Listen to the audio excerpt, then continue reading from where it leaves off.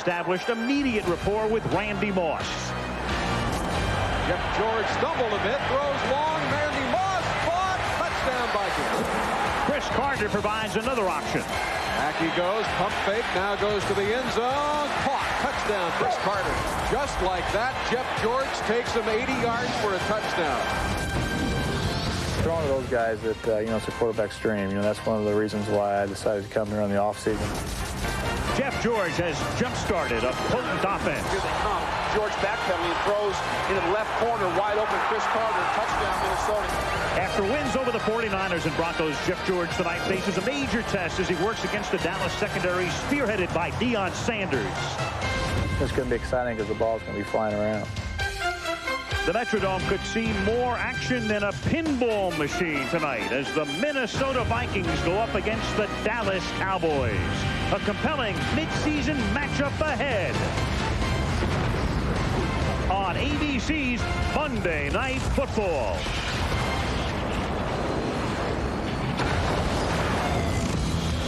Randy Moss into the touchdown. Well, it's time to blast off and get underway. The NFL best are ready to play. The Cowboys, the Vikings, the Dome come alive. Two Titans battle, only one will survive. You better be ready. Strap in and hold tight. The season stars in Minnesota tonight. Hit it. Come on and hit it. Come on and get ready. Are you ready for some football? A Monday night party.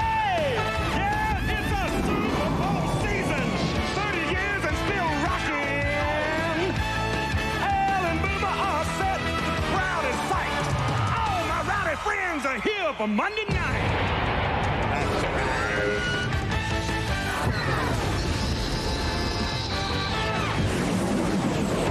How bizarre has this season been in the NFL? Well, on this 8th night of November, people in Minneapolis come inside to cool off. It was 77 in Minneapolis today, 65 under the big top at the Metrodome as the Vikings take on the Dallas Cowboys. Al Michaels with Boomer Esiason and Leslie Visser. Very big game for both teams tonight. The Cowboys started the season 3-0, but they've lost 3 of their last 4. All on the road, all in games they could have won, and they try to rebound tonight, and it's going to be tough because the Vikings are a team a lot of people thought were the best in the conference coming into the season, but they began 2-4, made a quarterback switch. Now it's Jeff George, and they think they have righted the ship. And Dennis Green thinks this is a team about ready to go on a roll. The Vikings and the Cowboys, a great matchup tonight in Minneapolis, coming up on Monday Night Football.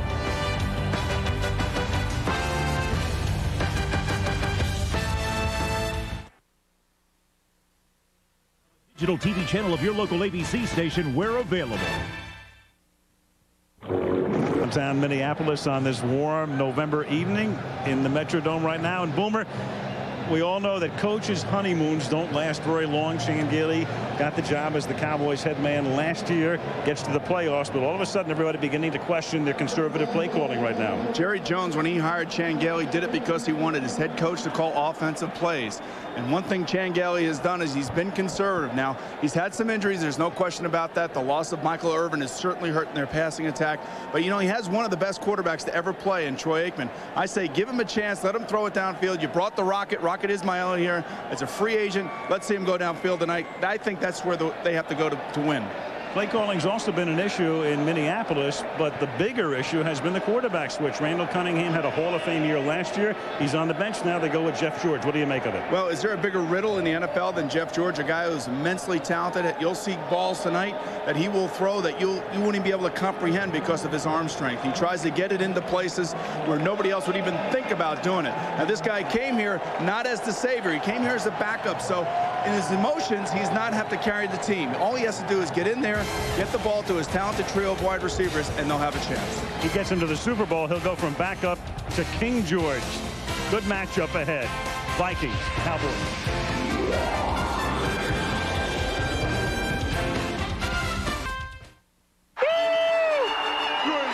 Shannon Sharp, please, has always talking trash. You're paying, baby. He's always trying to get inside your head. Seahorse, you don't know your elbow. elbows from you. And sometimes it can get downright nasty. I bet you pay transaction fees on your mutual funds. Your mama pays full commission. You know how to calculate a PE ratio?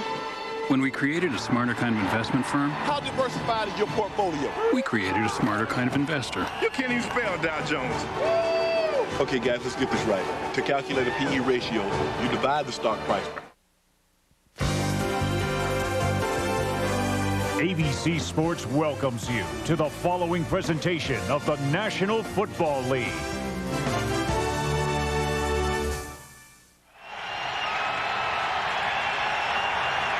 And the crowd getting ready for the start of the game, but around the National Football League this weekend, there has been a moment of silence before each of the games in the memory of Walter Payton, who died last Monday. And right now, let's join the public address announcer here at the Metrodome. Ladies and gentlemen, please stand and join the Vikings and Cowboys in a moment of silence to honor the memory of Walter Payton, the NFL's all-time leading rusher and a hero for the ages.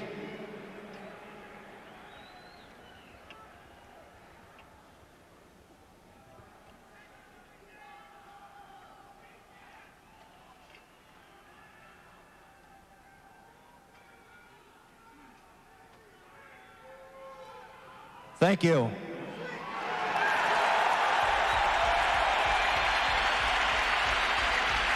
All right, the Vikings getting set to take on the Cowboys. Let's go down to the field. And Leslie Visser. Hi, Leslie.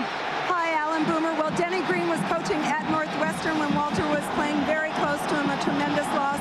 But Denny, for tonight, last week you built momentum against Denver. What do you have to do tonight to keep this going? I think we got to really play some great run defense. That's what it's going to come down to. A guy like Walter Payton, Emmitt Smith's going to get the ball 30, 35 times. Like Walter, he's a warrior. We're going to have to really stop him. We're going to have to stack up to do it. It'll be a tough assignment. Thanks a lot, Denny. Back to you, Al. Okay, thank you, Leslie. Mitch Berger, who is the leading punter in the league, is the Viking kickoff man, and he'll send it down to the deep men for the Cowboys, Kevin Mathis, and that is Jeff Ogden.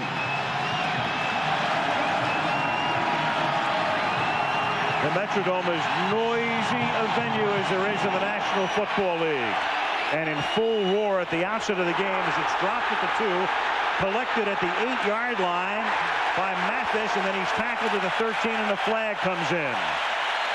Rob Holmberg makes the tackle, so right off the bat, referee Walt Coleman will make the first call of the game.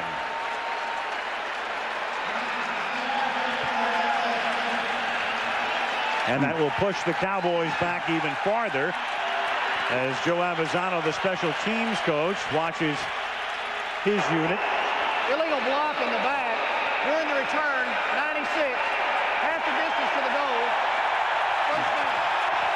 Certainly not the way you want to start if you're the Dallas Cowboys, especially in this part of the field. Out how loud it is. Troy Aikman is going to have to be on his game. He's going to have to be sharp and very careful in this part of the field this early in the game. 11th year in the league, Troy Aikman, the #1 pick in the 1989 draft. Smith and Thomas in the backfield. Ismail and Mills outside. Before the tight end, Adams, Allen, Stepnoski, MacGyver, and Williams, the offensive front. Strength on the left side. Aikman to throw on first down, and it's a low pass at the feet of Jason Tucker, their third wideout. He's covered by Chris Rogers. Now let's take a look at the Minnesota Viking defensive unit. Randall, Ball, Williams, and Chris Dolman, who had retired after last season, is back. Wong, McDaniel, and Rudd are the linebackers. The secondary, a rookie, Kenny Wright, along with Hitchcock, and then the hard-hitting Griffith and Orlando Thomas. There was an offside against the Minnesota Vikings, offside against the Vikings, so there was no play. It is so loud nobody can hear a whistle. And so there was no play, and it's first down and 5 for the Cowboys up at the 11-yard line.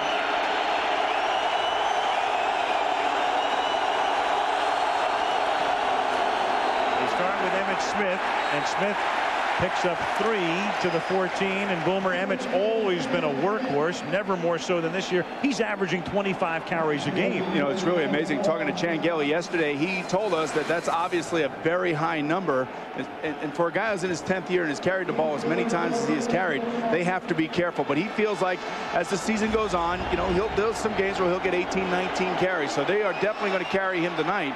One of the interesting things, Al, however, is the Cowboys came out in a 3-receiver set, and the reason they do that is to try to get the rookie defensive backs on the field, a matchup that they like. 2nd down and 2. The fake to Smith. That buys time for Aikman going deep. Up at the 36-yard line. So they go deep to the rocket off the play fake. Tackled by Hitchcock, a 22-yard gain. Now, one of the reasons I was talking in the opening that the Cowboys should come out and throw the football is because the Viking pass defense is 29th out of 31 in the league. And you can see how much room Hitchcock is given right here. And this defense of the Minnesota Vikings is so concerned about Emmitt Smith.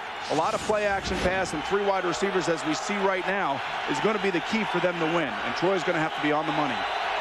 3 wideouts here. Tucker is the 3rd wideout. They give it to Smith. And he is dragged down by McDaniel. Right off the top, too, Boomer, we should talk about Troy Aikman, who took a vicious helmet-to-helmet hit from Jeff Burris on a blitz last week in the Indianapolis game. Had to come out for a series. Had an MRI. That was okay. They're not saying it was a concussion. No. But talking to him before the game, he said he's been a little woozy this week. Yeah, he said he had some headaches, and I told him, look, the first day of practice you get headaches, and that's just the way it is in the life in the NFL, especially for quarterbacks. You're going to get hit, you're going to be groggy, but he's a tough guy. He's out there and he wants to play. Changeli said he had a great week of practice, so look for him to be sharp. 2nd down and 7 up at the 39-yard line on a drive that began back at the Dallas 6. And Aikman throws, and that one is caught, pulled in by Ernie Mills. Good slip move, 2 of them, in fact, and a broken tackle, and he takes it to the 40. Got out of the grasp of the rookie Kenny Wright.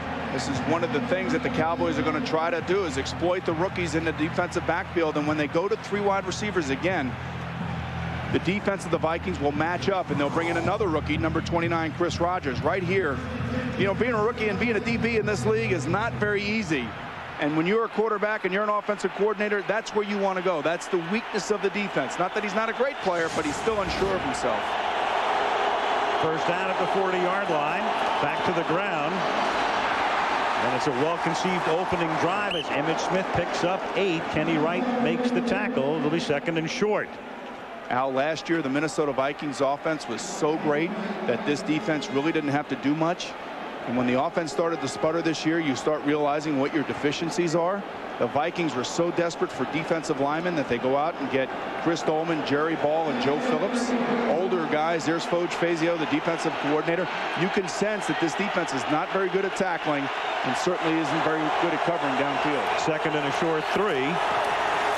And this is Emmitt Smith, and it's a league-wide lament as a flag comes in at the end of the play. All of the defensive coaches talking about the absence of good tackling this year. Dwayne Rudd made that last hit. The penalty will be against the Vikings, and so either way, Dallas gets a 1st down. You know, when you have older guys on the defensive line, Al, they wear down at the end of the game, especially if your offense is not putting up the points that you're used to seeing. And right now the Vikings defense has been that way. Defense number 56. Penalty is declined. 1st down. Vikings with 19 guys, as you just saw, 30 or older, and several of those are over 35. And what's amazing is around the league, everybody tries to get younger. Everybody wants younger, faster, quicker, cheaper players. And the Vikings feel like they have a possible Super Bowl offense here. Let's get some guys in here that know how to do it, but certainly they haven't been able to tackle thus far tonight. Smith gets an early breather, and Warren, the leading ground gainer in the history of the Seahawks, who came over a couple of years ago, takes the ball to the 24. Chris picks up 3, and now Emmitt will come back into the game. Kylie Wong made the last tackle. Maybe Emmitt won't come back into the game. You asked Denny Green yesterday why the reason for all the older players, and I think when you just look at the wide receiver position here in Minnesota, you know why. You have such a talented, explosive guy like Randy Moss, and then you have 2 guys like Jake Reed and Chris Carr to kind of help him along a little bit. And Denny says he likes that type of relationship between his players. Thinks that's the perfect mix. 2nd down and 7. From the 24, this is the game's opening drive. Aikman over the middle, and it's dropped. It was right into the hands of LaFleur, the tight end at the 15-yard line. Going to him a little bit more as the weeks have gone by. A perfect opportunity there for a first down. Instead, it's third down. Well, not bad coverage by Dwayne Rudd, number 57. Troy throws it in there. Now, LaFleur knows the safety is coming. Here he comes. And when number 42, Orlando Thomas, is going to hit you, or Robert Griffith, number 24, you have to be aware of that. But as every coach will tell you, Al, catch it. It hurts either way. Yes. Ninth play of the drive coming. Dallas going with 5 wideouts. This is the first third down play of the drive on 3rd and 7. Vikings send 6, and the pass is incomplete, intended for Warren. Covered by Rudd. 4th down, and you're looking at about a 43-yard field goal attempt. Not a bad offensive series for the Dallas Cowboys. I don't necessarily know that I'd try to throw it to Warren against Rudd. That's really not the matchup. You have to find those rookie defensive backs. Ernie Mills and Rocket Ismail can handle those guys, but you can see that Troy was just wanting to get rid of it and not take a sack. Richie Cunningham not having a very good year, 5 for 10. And this will be a 42-yard attempt. Eric Bjornsson will spot it at the 32-yard line. Low snap, but Bjornsson gets it down, and this kick is no good. He missed it to the left. And so in a league where about 80% of field goal attempts are successful, Cunningham is now 5 of 11. And the Dallas drive dies with nothing to show for it. Vikings to get it at the 32 when we come back.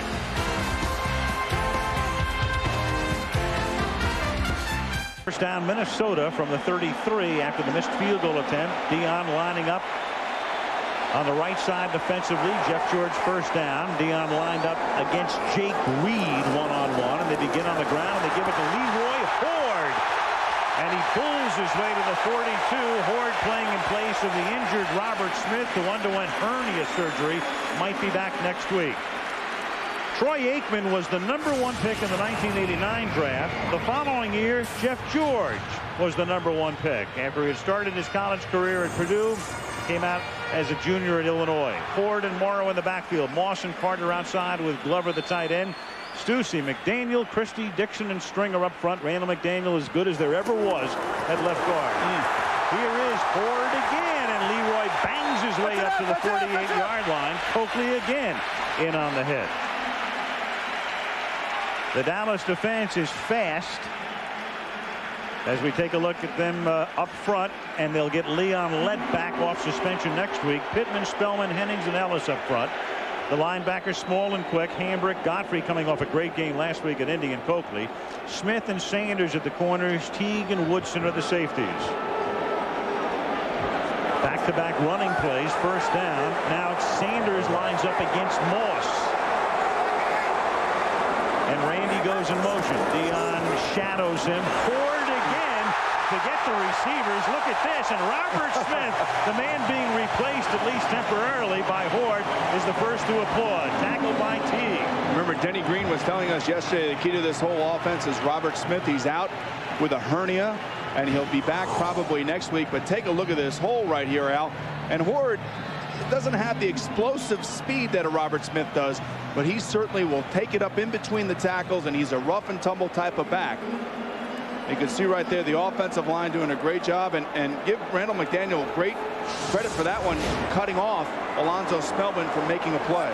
Horde coming off a game last week in which he had the longest run of his career, 53 yards. Now they keep it on the ground, and they give it to Mo Williams in his 4th year out of Kentucky, and even Robert Smith has to say, wow, we go 3 deep and we still do it. Al, I'll tell you why, because the defense of the Dallas Cowboys usually keeps their safeties within 8 to 9 yards of the line of scrimmage, but Dave Campo and the Dallas Cowboy defensive staff are so concerned about these 3 wide receivers that their safeties are playing so far back that the defensive line has got to come up and make some plays and give the linebackers a chance to make tackles. Start to come up now, 7 in the box from the 33-yard line. They give it to Williams again, and that's their shortest gain as he takes it to the 29-yard line. So 5 plays and 5 runs on Minnesota's opening drive. And you can see on that last play, finally, number 28, Darren Woodson, the all-pro safety for the Dallas Cowboys, was in on a tackle. The last few times, he was 15 yards back because they're so concerned about throwing the ball deep and not giving the Minnesota offense an opportunity to score quickly. Make them work for it. 2nd and 6, lining up in the eye. Sanders on the right side defensively, not linked up with anybody, and George is going to throw his first pass of the game the other way, and that's incomplete. The coverage by Dexter Coakley tackling Andrew Jordan as the ball got there. No flag, 3rd down. One thing about Jeff George that probably irks a lot of people is the way that he's nonchalant on the field. I mean, he's so confident about his arm and his ability to throw the football that at times he'll throw it off his back foot and he won't look very comfortable and he won't look real fundamental. And there's Randall Cunningham, who I know is stewing on a sideline. He could tell me that he left gracefully, which he did, but you have to know that inside he's going to be dying that he wants to get out here. Howard Lee saying all the right things. The Cowboys, meanwhile, not allowing a touchdown in the first quarter or a point off a first drive this year. 3rd down and 6, the whistle before the snap. So there was action up front, and Stussy may have moved. The left tackle. Prior to the snap, false start, 73, offense, 5 yards, still 3rd down. Confirmed. You talk about Jeff George, Al. He came here as a backup. He's only making $400,000. Denny Green told us yesterday that Lee Steinberg, Jeff is his agent. He came to him and said, hey, you know, we're interested. And then he said, look, go see if there's any starter jobs out there for the NFL right now. If there aren't, then come back, and then we'll take him as a backup. He comes here. He's not the focal point, you know, where he has been everywhere else. He could have stayed at Oakland had the Raiders elected to extend the contract. They did not. That made him a free agent, and he winds up here. 3rd down and 11. And this one is whistled dead because Greg Ellis came across the line. I think you're going to have movement on Randy Moss, Al. Ellis came across, but Moss had actually moved before the ball was snapped. Ellis did not make contact with the offensive line. Flags on both sides of the field. Right. So the line judge and the head linesman each threw one. Prior to the snap, false start, wide receiver, 5 yards, still 3rd down. Exactly right, Bloomer. Randy Moss. So 10 yards worth of penalties, and right now they're out of field goal range. And what are the Dallas Cowboys doing? They're not allowing, up to this point at least, the Vikings to go quickly into the end zone, and they're trying to take the fans out of it. Let them run the ball a little bit. That's okay. Just don't give up the big play. Let's not get down early quickly and get this crowd into it. Fast moving quarter, under 7 minutes to play. Moss lined up against Sanders, Dion, and Randy on a 3rd and 16 from the 39-yard line. George looking that way, has to step up, has a lot of room to roam, but not enough for the first down. Jeff not the most nimble of foot, even though he had about 20 yards of expanse in front of him, and he's out of bounds well shy of the first. I think the old Jeff George might have tried to wing one in there, but here he knows that he's in field goal range, and he wants to give Gary Anderson a chance to make it. And the one thing I can tell you about the Dallas Cowboy linebackers, they are fast. Look at number 52 right there, Dexter Coakley. He can close in a hurry. I mean, that's like it's almost the speed of the DB in a linebacker's body. That's how dangerous he is. This is a 49-yard attempt for Gary Anderson. The kick is long enough, but that one is wide. So each team shows something. Actually plenty offensively. The Cowboys a good drive. They come up empty. The Vikings a good ground game. They come up empty, and still nothing at the Metrodome. The old record by 6 degrees. What an absolutely beautiful city. Now we're going to come back here in December. I don't necessarily know that it's going to be this one. No. Sanders on the bike. Aikman backpedals, and it is intercepted. It is picked off by Jimmy Hitchcock.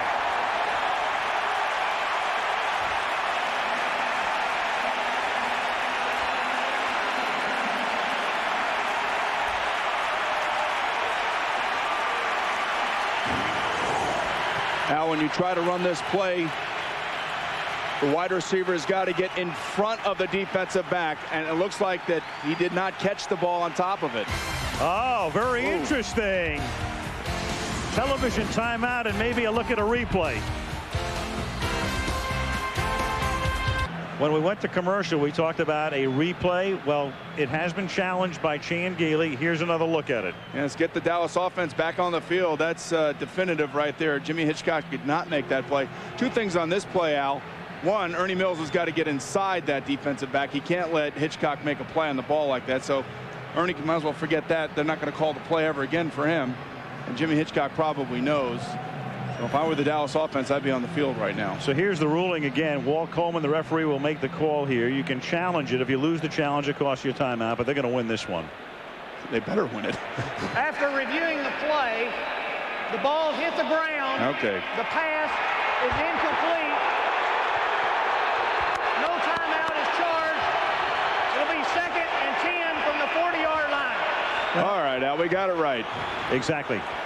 That was definitive. It gives Dallas the ball back. It's an incomplete pass, and it's 2nd down and 10. You can see right here, and you know, thankfully on Monday night we have so many cameras and so many angles, and Kenny Wolf and Craig Janoff give us the great pictures that we don't miss anything, do we, Al? Not a thing. Absolutely not. No excuses, right? Well, I tell you right now, Troy Aikman is going to go over to Ernie Mills and say, look, next time we call that pattern, do not let the defensive back get inside. That's where I am throwing the ball. It's a timing pattern. If it's one-on-one, you have to make the play. And you can see right now, Al, from this point, the Dallas Cowboys have 3 receivers in the huddle. The Minnesota Vikings are now going to match up, and they're going to bring number 29, Chris Rogers, in. But take a look at this. Ernie Mills, he cannot let Hitchcock, and Hitchcock's smart because he's been watching film all week long, so he knows it's a favorite play of the Cowboys. But Mills cannot let him get inside. Well, the one thing Aikman is doing, as opposed to last week when it was a full dink and dunk outing against Indianapolis, is he's actually throwing the ball down the field.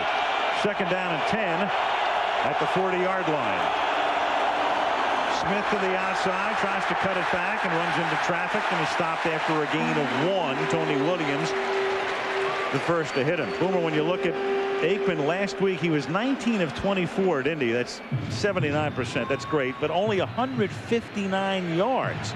And there it is, the first player, as you see, in the history of the league with that many passes, completing that many passes of the 24-plus thrown with so few yards. Now, a lot of that has to do with the defense that you're going against. And Indianapolis does a good job of confusing quarterbacks and bringing different types of blitzes. He's got to drop it off. Guys got to break tackles and make runs after the catch. 3rd and 9 out of the gun. Warren makes a nice block to let Aikman hang in there, and then it is caught, and going out of bounds is Ismail at the 1st down marker.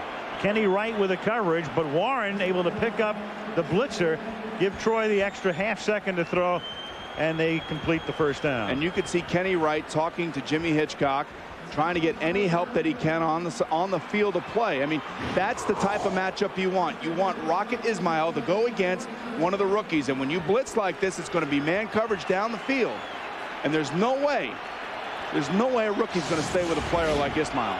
Warren picked up Griffith, and Aikman's able to convert 1st down at the 49-yard line. Back they go to the great Emmitt Smith, who picks up 5. Emmitt running with as much spring in his legs in this his 10th year in the league as at any point. Went through, I guess, a little swale period a couple of years ago, and like any running back, people would say, he's just not as quick. Well, who is as quick? But this year, I mean, Emmitt takes those things personally. And with all guys getting injured this year, you know, and he's still standing. I mean, he looks good. He looks great out on the field. Before the game, you could just see there's a lot of hop in his step. He feels like he's got that, you know, whole thing going on again for him. Emmitt's one of those guys. I'll show you. 2nd down and 5 from the 44-yard line. Smith again. I'll show you a 1st down, and I'll show you a nice gain to the 29-yard line. Finally tripped by Orlando Thomas. And Emmitt Smith tonight with a 15-yard pickup here has already carried the ball a total of 7 times for 40 yards. As long as they can continue to do this behind their massive offensive line, you can see Eric Williams right there, Larry Allen, Mark Stepnoski, who's not massive, he's small by league standards, their center, but as long as he can continue to do that, that's going to force Minnesota to get 8 guys around the line of scrimmage, and then you're looking at one-on-one outside. And that's where you really have an advantage. Stepnoski, a midget by league standards. Here's Smith again to the outside. And Emmett picks up another 6. Tripped up by Thomas. As Emmitt Smith's career, I don't want to say winds down because he still is very much in the prime of it, especially the way he's going, but he's chasing Eric Dickerson, number 3 on the all-time list in the Hall of Fame. The at least temporarily retired Barry Sanders, who will be in the Hall of Fame, number 2 all-time. And of course, number 1, the great Walter Payton, with over 16,700 yards atop the list. Pretty good company. 2nd down and 4 from the 23-yard line on the Cowboys' second drive. A quick toss. It is caught by Mills. Gets slip move again. Goes down to the 18. Gets by Hitchcock, and Dallas moves the chains. The numbers that Emmett is chasing, when you look ahead, and clearly Barry Sanders could have, and maybe if he does come back, will eclipse Walter Payton's mark. But as you can see, Emmitt Smith now with about 3,500 less yards than Walter Payton. Well, the way this game keeps going, he's going to have an opportunity to gain a lot of yards because the Minnesota defense is just not tackling, and the defensive line is not stopping the offensive line. They're able to get to the second level and get on to the linebackers. First down at the 18-yard line. Troy, great protection, and then finally has to dump it off as the secondary of the Vikings does a great job, and Jerry Ball comes in and knocks him down. Jerry Ball traded over from Cleveland, and I talked to him before the game how happy he was to be here as opposed to being to the Browns. Back in Minnesota. Monday Night Football being brought to you by BMW, the ultimate driving machine. Budweiser, the beer with a fresh, clean taste that's never filling. Norelco, for an unexpectedly close shave, put it to the test. And Visa, the preferred card of the NFL. Visa, it's everywhere NFL fans want to be. I have to believe that you're going to be looking for Rocket Ismail down here versus number 20, the rookie, Kenny Wright. Rocket, bottom of the screen, 2nd and 10. Instead, they go back to Emmett. And Emmett takes it to the 15-yard line behind a Robert Thomas block, and he's tackled by McDaniel, setting up a 3rd down and 7. The Cowboys 2 years ago, and Barry Switzer's last year, a lot of trouble in the red zone. Gailey got them righted last year, and now Boomer, they're tops in the league in the red zone, but they're going up against the Minnesota Vikings, who have the best red zone defense in the league. You know, and it's kind of funny when you look at that statistic right there, especially with these rookies in the secondary. And when you get this matchup, Troy's got to find those guys, and he's got to find the matchup that he thinks that he can exploit. 3 receivers to the right. Aikman looking for a shovel pass, and the Vikings smell it out. The ball is dropped by Ismail. Rocket was in motion, came back the other way, and it's Dallas ball at the 19-yard line, and Cunningham comes in for another field goal attempt. Those are great plays when they pop, and they look like you're a genius when you call them, but the Minnesota Vikings are having trouble getting back to Troy Aikman, so they're going to blitz, and that's exactly what happened on that play. They brought 6 guys, and they blitzed right into the hole. Cunningham now, who missed earlier from 42. This is a 38-yarder. Bjornsson puts it down, and this one is no good.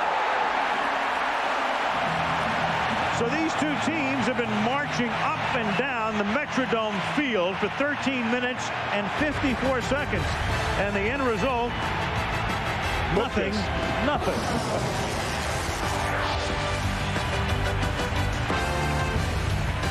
Saturday. University of Minnesota beat Penn State this week. Anything's possible. It is. Big upset.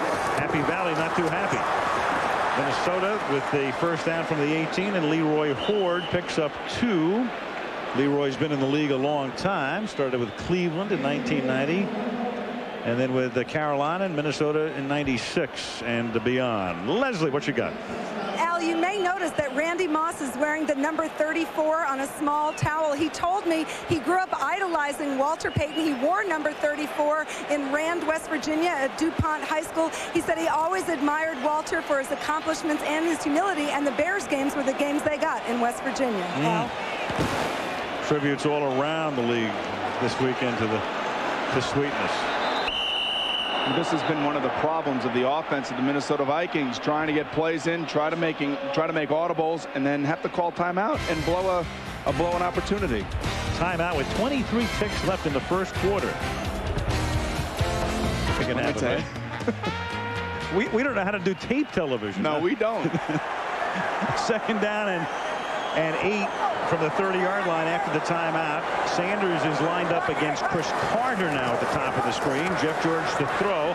Wings it, and Moss juggled it and couldn't hold on. Covered by Woodson. He was doubled on the play. Woodson and Kevin Smith were both there. You know, interesting. Last night on ESPN, I was watching Tennessee versus Miami. And Steve McNair tried to do the same thing, force the thing to the sideline versus double coverage. And when you drop back, you have to find the safety. And watch Woodson, number 28, come right in there at the end of the play. While Kevin Smith knocks that ball, you have to be careful when you throw the ball. And as a quarterback, you have to find where the safeties are. If they're over to that side, you cannot throw it deep down the sideline. Moss and Sanders matched up now, 3rd down and 8. George buys time, throws over the middle, underthrown, incomplete up at the 42-yard line, intended for Chris Carter, covered by Teague. 4th down. I would tell you right now, watching, it seems like the Dallas Cowboys want this game more than the Minnesota Vikings. It just seems like you could see it in their body language, the way they're coming on the field, they're running on the field and getting ready. Minnesota Vikings are kind of just walking around, kind of going through this thing, going through the motions right now. You cannot underestimate how important it is to the Cowboys, who already trail the Giants in Washington. Meanwhile, Sanders, who normally returns punts, is not going back to return this one. It's Jeff Ogden. Mitch Berger leads the league in gross average and net average.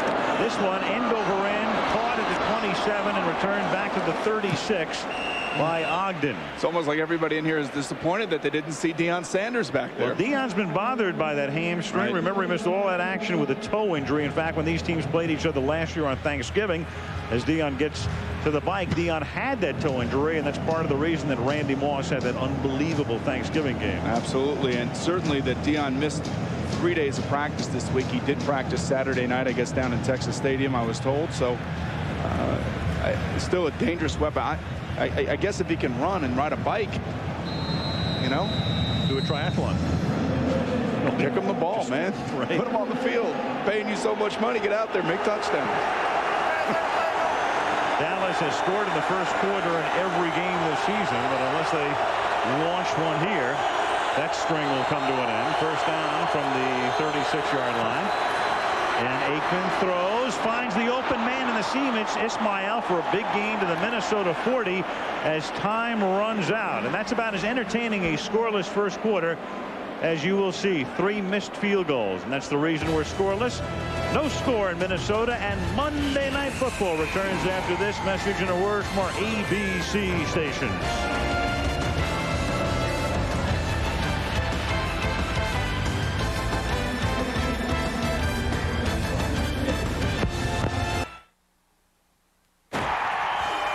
Can't believe you tore a stunt like that. What were you thinking? You weren't thinking, were you? I don't think so. You think you're different? You think you're special? No, I don't. Get that camera out of here. Did we go over this? We did. You want to coach this team? I didn't know it was the last one. He's so sensitive. These are mine, too. Has ended. The Dark Angel is loosed from his prison. Call your people. Find them. Why is this happening?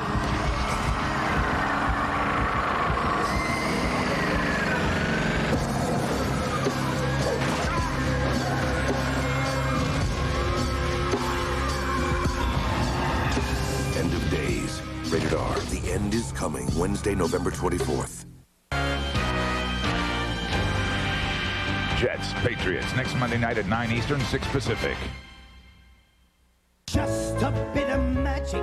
Oh, you gotta see it. Slightly unexpected. Boomer Esiason, Leslie Visser, no score. First quarter ends on a 24-yard pass to Ismail. Now Dallas at the Viking 40 to begin the second period. 1st and 10. Smith is sold back in this set, and the play is whistled dead before it starts because Flozell Adams was whistled for a false start on the left side. Prior to the snap, false start, 76, offense, 5 yards, still first down. Be 1st and 15. No score. Boomer, that's a lot of entertainment for no score in the first period. It really is, Al. And one of the things that Coach Fazio is having trouble with is how to defend against the run of the Dallas Cowboys. And you take a look at here, he has to have 8 guys in and around the line of scrimmage, and it leaves the safety back here in the middle, one-on-one, and creates all kinds of seams right in here. And Troy Aikman, if you do not get to him, he's going to go ahead and complete those passes in the seams, and right there he does that. You have to get pressure on the quarterback. 1st down and 15 now from the 45-yard line. Aikman, a little dump off intended for Thomas, the converted linebacker, now the fullback, and that's incomplete. 2nd and 15. You know, one of the great things about a game like this that I love is that it's a midseason game, but it's one of those maybe turning point games for either team. I mean, Dallas 4-3. Trying to right itself, and Minnesota thinking, you know, last year 15-1, Dennis Green said we weren't prime at the end, and they lose to Atlanta. He said maybe this year will be prime. Well, the one thing that I can tell you, Al, is that both of these teams, the last 5 weeks of the season, are going to find themselves in dogfights within their own division. They play a lot of those same teams. Dallas ends the season at home with the New York Giants. It will be a huge game probably to decide who wins that division. 2nd down, 15, and it's caught over the middle by Warren. He gets free. 1st down. Inside the 25 and a run down to the 20-yard line. I think Chan Gailey has been reading the newspapers down in Dallas. He's been catching a lot of heat on the conservative nature of his offense right now. What he's doing, he's spreading the field, and he's forcing Coach Fazio, the defensive coordinator of the Vikings, to match up. And you can see right here, it's just a little dump-off pattern, and you give it to somebody like Chris Warren, who's been in this league a long time, has gained a lot of yards, and you can see him run away from the linebackers. And the irony is, as good as Dallas looks offensively, it's the first time all season, as you look at Coach Fazio, the defensive coordinator, it's the first time all season they don't score in the first period. 1st and 10 to the 21-yard line. They give it to Emmitt Smith, who cuts it back, and Emmitt turns nothing into an 8-yard gain to the 13-yard line. Allie doesn't look like he's losing anything to me. Now, against the Giants, we had him. He didn't look so good. Now, that was against one of the better defenses in football. But again, you go back and you look at the effort that he shows right here. Look at the determination. He is not going to be stopped.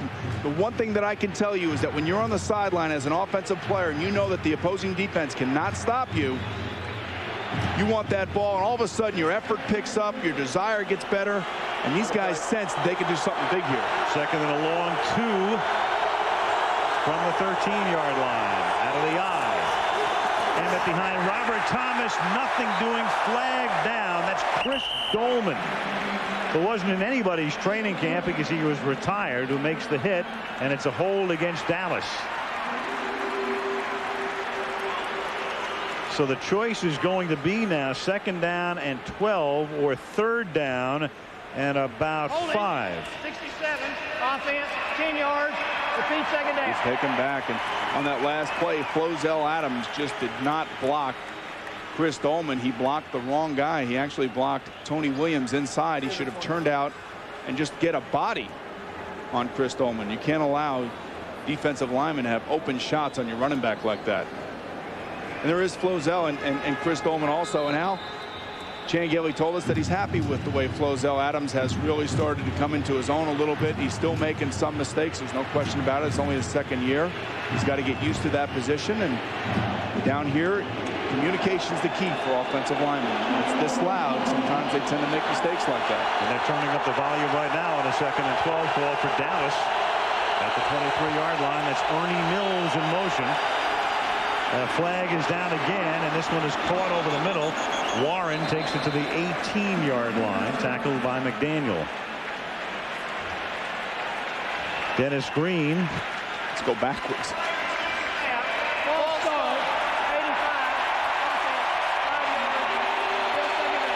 That's Jeff Ogden, the number 3 receiver. Going to make it 3rd down and 17. Excuse me, 2nd down and 17.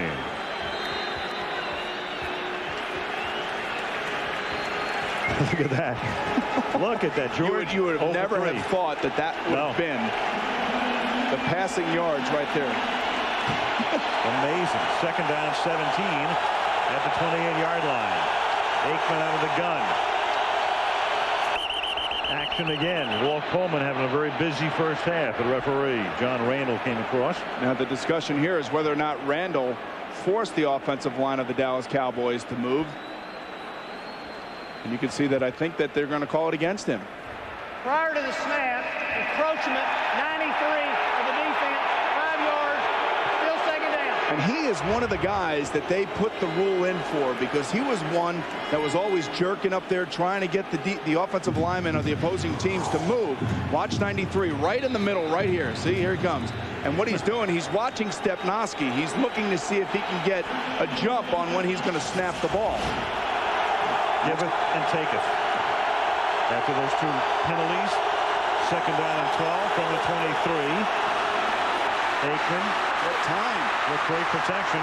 Then the safety valve, that's Warren. And he gets tackled by McDaniel at the 21-yard line. All that for a 2-yard gain. Jeff George is wondering if he's ever going to get back on the field. Yeah.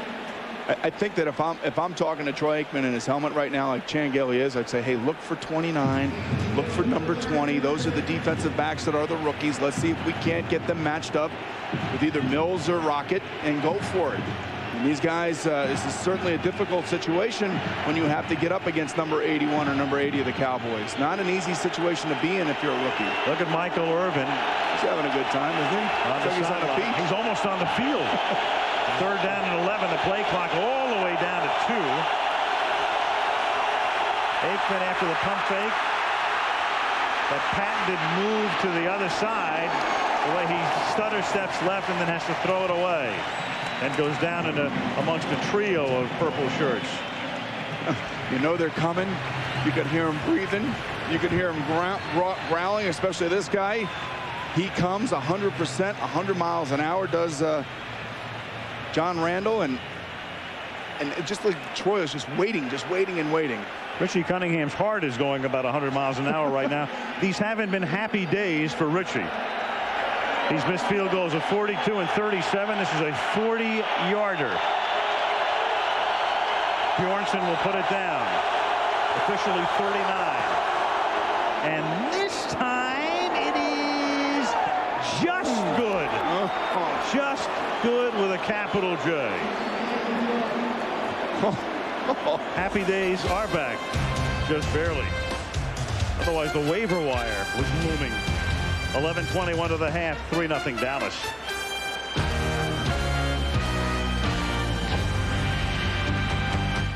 And he was screaming at Flozell Adams, his left tackle, who made a few mistakes. And you can see right there, you think this guy wants it? And then you can see the coach come in and say, that's 2 times now. Get it right. Goins kick fielded by David Palmer, a yard into the end zone. Gets hit at the 19. Flag is down, and Palmer stopped up at the 22-yard line. I sense that the veterans of the Dallas Cowboys, especially Emmitt Smith, can feel like, this could be our game. They're not on the top of their game. And see, it's a hold against the Minnesota Vikings. But before the game, didn't you get the sense that the Cowboys were kind of tentative about how good the Minnesota Vikings were? You're right. There's a feel on the field before the game, and sometimes 45. Return team at the distance to the goal. First down. John Henry Mills. And you're right, Boomer. It's one of those nights when you walked off the field and it was hard to get a read on what was going on as you look at the numbers tonight. And of course, they're weighted on Aikman's side. But the thing about it, they only have 3 points, which is nothing, really, when you think about it. And after all that, especially since they've had the ball for almost 14 minutes, and the Vikings have had it for 5. 11:10 to go in the opening half. First down at the 7-yard line. Ford. Minnesota has done nothing since that first drive opened with a great ground attack led by Leroy Hort. Sunday Night Football on ESPN this week. It's Denver against Seattle as the Broncos come in off that win against San Diego, and the Seahawks 6-2, and then we go to Foxborough next week. The Patriots off the bye week, and Drew Bledsoe hosting the New York Jets. Parcells back to New England. Jets New England next Monday night. Has there been a quieter, better season by a quarterback than Drew Bledsoe? We'll find out next week. We'll see him in action on Monday night. Second down and 5, and Horde gets taken down by Michael Myers. And I don't mean Austin Powers. Michael Myers Second-year guy out of Alabama makes his presence felt.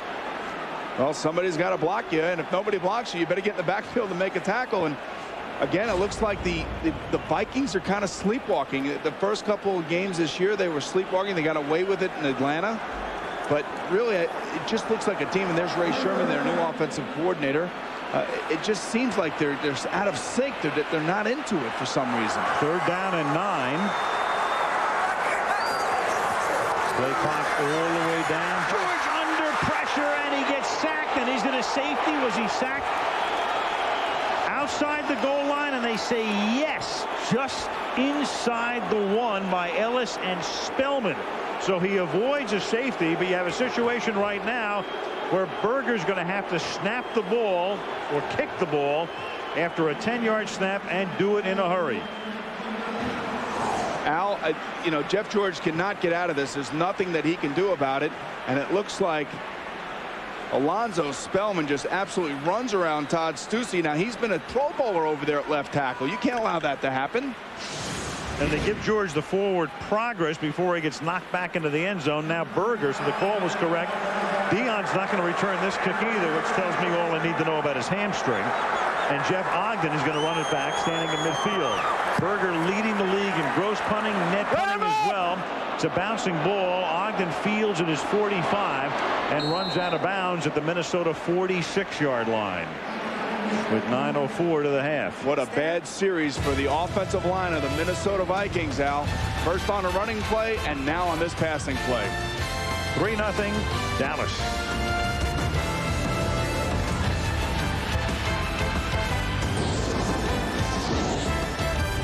All-time record. Beautiful weather. Inside, they try to keep it at 65, but with all his body heat, it's up around 72 right now. I thought the dome was open from that shot. They should have opened the roof tonight. First down at the 45-yard line. Here's Aikman throwing, caught by Smith. And he takes it to the 36. This is not one of those retractable roof domes. This is Teflon-coated fiberglass, which was built in the early 80s in a place that the Vikings would like to move out of. Because Red McCombs, the owner, telling me we just, at a certain point in time, we can't compete unless we get a new stadium. But that's the lament we hear around the league. That's unbelievable right there.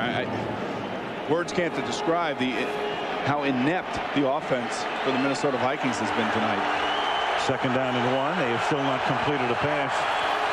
The Vikings, as Aikman retreats on 2nd and 1.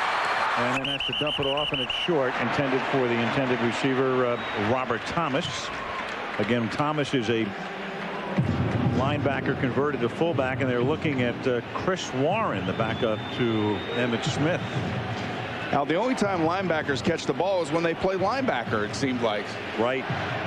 And now, when you take a linebacker and you make him into a fullback, something happens. They don't catch it. They love this guy because Moose Johnston started the season, but then his season ended with a neck injury. They brought in Tim Lester, the ex-Steeler, released him and made Thomas the guy. 3rd and 1. And they give it to Emmitt Smith, and he can't get out of the backfield. And that's when you need a fullback to lead the way, and they don't get one. This is exactly what happened to them last week at the beginning of the 2nd half against the Indianapolis Colts. 3rd and 1 on the Colts side of the 50.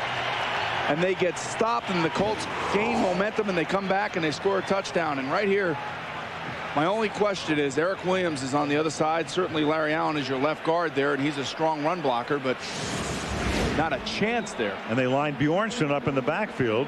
Normally plays tight end, but he does play fullback in short yardage sets. This is the first punt of the game for Toby Goen. Richie Cunningham's probably thankful he hasn't go out there and try another field goal. Oh, boy. Goen. Floating one. And that baby bounces at the 1 and then takes a good Dallas hop. The question is, did it go into the end zone? Did it hit the line? And they are going to say yes. It did. If it hits what amounts to the chalk, the goal line, that's part of the end zone. And the officials checked with each other. One more look. Boom. And it does. Great call. Good call. Minnesota at the 20. Can they get something going? 3-0 Cowboys. The Minnesota Vikings, Charlene and Redden McCombs own the Minnesota Vikings. Tomorrow they will celebrate their 49th wedding anniversary. He is quite a character. From the 20-yard line, first down for the Vikings, and this one is dead before it starts, and there's a little imbroglio that ensues between Spellman and Christie. I think now you have Leroy Horde moving early in the backfield, and this is just Prior to the snap, false start, 44, the offense, 5 yards, still first down. There's Michael Irvin enjoying his night, laying down on the sideline, having a good time. And here's Denny Green, and he's got to wonder what is going on with this offense. This is shades of the offense early on in the season again. Monday Night Football brought to you by Chrysler, giving you back the romance of driving. UPS, the official express delivery sponsor of the NFL. CNET, the source for computers and technology at CNET.com. And Bud Light, for the great taste that won't fill you up, never lets you down. Make it a Bud Light. First and 15 with the ball at the 15-yard line. Well, George going down as he throws, and the pass is knocked down. I'll tell you what, the Dallas defense is just taking it to the offensive line, and Dave Campo is sensing that his guys can get back there. He's blitzing, he's bringing it. And, you know, he's got to feel great about the way his defense is playing, but I don't know if it's because of the way they're playing, especially the defensive line and how relentless they've been, or because of how poorly the offensive line of the Vikings are playing right now. And you get to see right here the ball as Jeff is going down hits Chad Hennings right in the head. Fortunate that that wasn't picked off. Second down 15 from the 15-yard line halfway through the second quarter. Still looking for his first completion. Instead it's another sack. This one is Kavika Pittman. And this time Kavika Pittman runs right around Todd Stussy again. Now it's about foot placement and getting leverage as an offensive lineman, and right now Stussy looks like he's playing on the road as opposed to being right here at home. 3rd and 25. Leslie. Al, Robert Smith is one of the most intelligent men in the NFL, a chemistry and history major at Ohio State. So can you tell us what's happening with the offense? Well, I think if you look at an offense in small enough frame, you know, you can see some bad things happening, but you have to look over the whole course of a game, and I think that we'll turn things around. Well, maybe you could tell us after this play. 3rd down and 25, and George going for it all for Moss, and he's linked with Dion, and Dion busts it up. So the first time we've seen the big matchup manifest itself. Victory to Dion. Les? We did, Al, still looking for his first completion, Jeff George. But, Robert, maybe you could also tell us you're out with a sports hernia. What is a sports hernia? Well, as far as I know, the only difference between a sports hernia and a regular hernia is there's supposedly enough development in the abdominal muscles of athletes to keep the intestine from ever poking through. So I guess that's the only difference. The surgery report never said anything about sports hernia. I think that's just a term that people use. Just a regular hernia. Hernias. Hope to see you back soon. He says he hopes next week, Al. That guy is too smart to be. Well, that's a guy who he majored in pre-med at Ohio State. I'd let him operate on me. Oh, man. Someday. He sounds like a doctor, doesn't he? Oh, gosh. 4th down and 25. And on that last play, Deion Sanders lined up 11 yards off of Randy Moss. And Deion's hamstring has been tender, and that's the reason he has been running back punts. Neutral zone infraction on the defense. 5 yards, still 4th down. Now Dion is going to come back out onto the field. So much for a bad hamstring. Right. A very ephemeral bad hamstring. That's the last play. And remember, you know, Dion is definitely a showman. Look at this, huh? Well, what does that mean? That means he's ready to return punts now? Either that or he's playing possum. He's been known to do that. Mitch Berger to punt. Absolutely. And they have to move the ball out to the 10-yard line. The reason for the delay here after the penalty. It'll be 4th down and 20. Remember, Al, against the Washington Redskins a couple weeks ago, he ran helmet to helmet, and they thought that he was out. The doctor said, don't play anymore, and he snuck back on the field. He did. He actually sneaked back out there because Gailey said, I didn't know he was back in there until I looked out and I saw him in the secondary. Booming punt by Berger. The type that Sanders at the 31, but no, he is tackled at the 37. Chris Walsh, a wide receiver, a guy who's been around for a while, One-on-one with Dion, and he wins that battle. 6:31 to the half, in a game dominated by the Cowboys, but it's still only 3-0.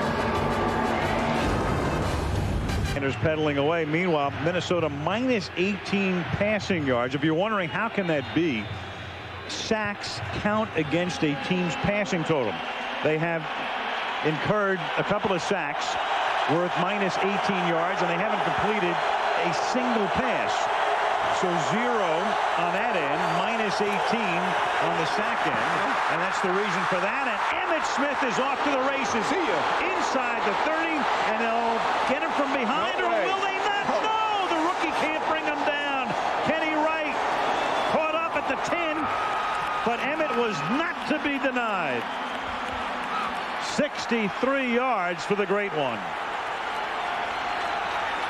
Al, talking to Chan Gailey last night, he told me that when he left Pittsburgh, Bill Cowher, the head coach of the Pittsburgh Steelers, said, look, the first thing that you have to do is make sure you keep your offensive line and your defensive lines intact, because that's where it all begins. And tonight, the offensive line of the Cowboys, nice play by Everett McIver there, coming off and picking off the linebacker. And the defensive line of the Cowboys are absolutely taking it to the big fellas from the Vikings. And the rookie, number 20, is complaining that Emmitt Smith grabbed his face mask, but to no avail.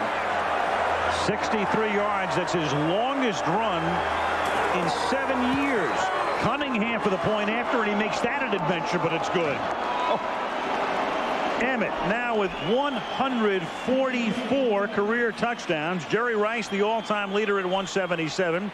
Marcus Allen retired, 145, and here's 144 for number 22. You can see right there at the point of attack, number 67, Everett McIver gets enough of McDaniel, the linebacker, to spring Emmitt. Now watch at the end here as number 20, the defensive back, the rookie defensive back, Kenny Wright, comes in, and right there, Emmitt he has his hand in his face mask. I don't know if I've ever seen an official call that type of face mask.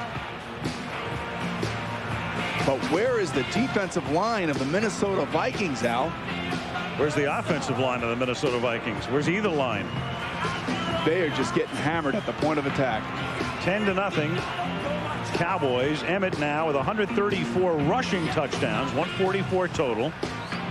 Will Williams, then number 22, David Palmer are back deep. And remember, Al, what we talked about early on? The Vikings don't score points. All of a sudden, all these other deficiencies start showing up, and that's what we're seeing. Toby going to kick off. Fielded at the 6-yard line. This is David Palmer behind a wedge. Fumbles the ball, and Dallas has it at the 24-yard line. And Jerry Jones exults. The nightmare continues for... Boy, whatever could go wrong is going wrong for the Vikings right now. And Denny Green has got to get his guys in the sideline and just rip into him or something. I mean, he's got to somehow ignite this defense. Charlie Williams comes up with the fumble recovery. And what's significant about that, Al? No turnovers for the Dallas Cowboys in the last 3 weeks. They hadn't forced one. Right. This time it's Dat Wynn who actually creates the fumble. The rookie out of Texas A&M. David Palmer dejectedly walks back to the bench, and Aikman on 1st and 10 now. Watch Dat Wynn come in from behind and force the issue. Number 59. First down now at the 24-yard line for the Dallas Cowboys. So the offense back on the field. They go back to Emmitt Smith. He has another big hole. Can you believe what's going on here? Emmitt Smith. Oh, man. Right to the Hall of Fame. Are you kidding me? You take a look at this defense right now out here on the field, and they all have their hands on their hips. They are so absolutely mortified at what is happening right here. It's almost difficult to comprehend that the Minnesota defense can be this porous at the line of scrimmage like this. And there's Foge Fazio. I'm going to say at halftime, those guys are going to be getting an earful. And watch number 44 take on Dwayne Rudd, the fullback. And there goes Emmitt. And we saw it earlier in the night, Al.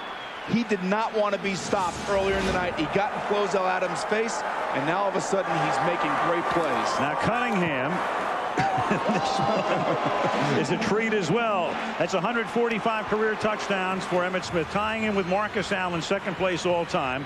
Second only now to Jerry Rice. Emmitt Smith has 140 yards on the ground.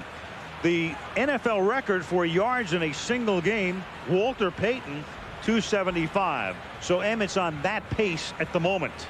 I was fortunate enough to be the quarterback in a game where Corey Dillon set the rookie record. I think it was 246 yards in a game, Al, in a Thursday night game. And it's special to watch the holes open. And you could take a look at some of these numbers right now that Emmitt Smith is approaching. There it is, and you can see one significant difference here is the fact that when you go to Emmitt, you can take a look at, it's almost a touchdown per game. And then Jim Brown over a touchdown per game. And on his first touchdown, he went by Eric Dickerson in yardage, so he's third all time behind Walter Payton and Barry Sanders now. And he looks better than ever tonight, doesn't he? I mean, he looks terrific. Here's going to kick off. This is Mo Williams at the 5-yard line. Up to the 31. 5:54 left in the first half. I think the callers are already lined up for talk radio tomorrow. What do you think? I think Denny Green. I would say that also Foge Fazio are going to have to go in at halftime. They're going to obviously have to make some serious adjustments. And really the biggest adjustment, Al, it's nothing on paper. It's about attitude. Offensive and defensive line play is about attitude. It's man against man. It's physical. It's nasty. And if you want it, you have to go and get it. First down from the 31. The Vikings still do not have a completed pass tonight. George finally connects. Bronx cheer goes up in Minneapolis, and it's Andrew Glover. So with a team that has Moss, a team that has Carter, a team with the flag down here that has Jake Reed. And you're going to have offensive pass interference. Yep, they still don't have a completion. Unbelievable.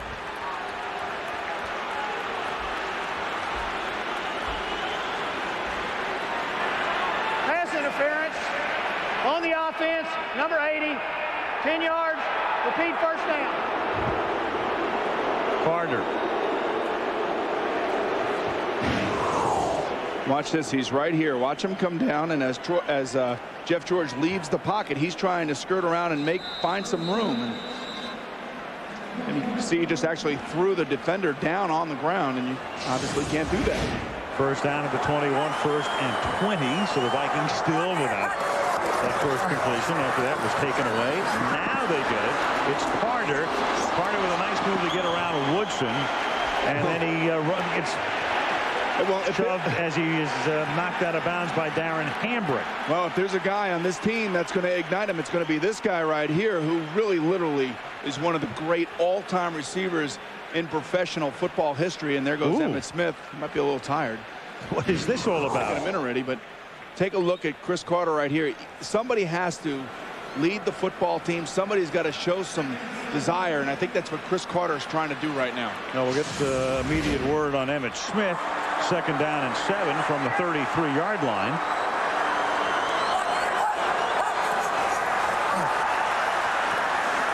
George. Push him down. Knocked down at the 32-yard line. That's going to be a sack.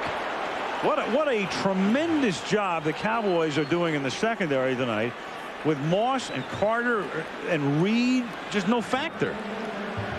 In the meantime, a right hand contusion has been sustained by Emmitt Smith, and they're going to take him back and x-ray him. Al, I think Jeff George has been beaten around so much early in this game that I would think that he's probably a little bit shaky in that pocket right now, and he's watching the pass rush. That's on tape. That was about a minute and a half ago as they were looking at a right hand contusion. Back he goes for x-rays. Third down and 9 now for the Vikings from the 32-yard line. George under pressure. That's incomplete. Al, he's not even looking downfield right now, and I can't say that I blame him. I don't know how you can gain some trust of your offensive linemen if they haven't been playing well tonight, and he is certainly frustrated. He's obviously disappointed, And then conversely, on the other side, the Cowboy defense is just doing a great job. But this offensive line has got to get itself together.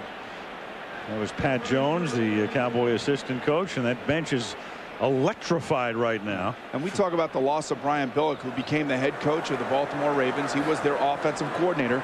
That coordinatorship was given to one Chip Myers, a longtime assistant, who everybody was so excited for. And unfortunately, he passed away of a heart attack, and they just haven't been the same since. Berger's punt, a fair catch is called for, and I believe you'll see a penalty here. Like there are only 3 flags down in the neighborhood. This is like a team that's not even being coached, that doesn't understand what's going on the field. Every wheel has come off. Robert Tate ran into Ogden, who had clearly called for a fair catch. Denny Greenal, he's when you talk to him, he seems like a mild-mannered guy.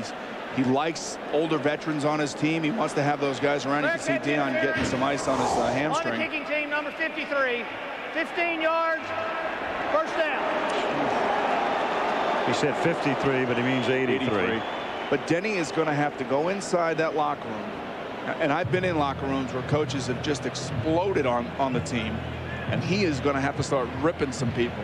And he's going to have to wake this team up somehow. And somehow this defense is going to have to stop the offense of the Cowboys without Emmitt Smith right now. Cowboys have outgained Minnesota 254 yards to 42.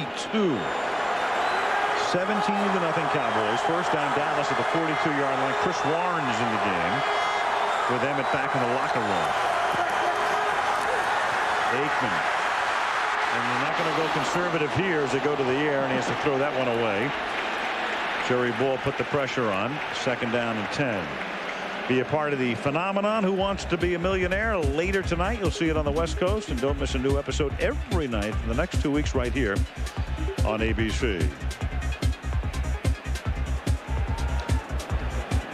Well, Chris Warren's no slouch either now. I mean, he was a big-time running back with the Seattle Seahawks. And all-time leading ground gainer for him. He certainly possesses the skills to run it up in there. I would continue to do what has gotten you where you are right now. Second down and 10 from the 42. Aikman throws into traffic and is able to thread it in to Ernie Mills for a gain of 5 up to the 47-yard line. You know, you think about Aikman, the #1 pick in the '89 draft, and what a rock he has been through his career. 11 years in Dallas, 3 Super Bowl rings, 14 postseason games. And the following year, Jeff George, who's been a nomad. I mean, grew up in Indianapolis, attended Purdue initially, then went to Illinois, drafted by the Colts, 4 years there, 3 years in Atlanta, 2 years in Oakland. Now here, and Jeff has played in his career 1 playoff game. Third down and 5. From the 47-yard line.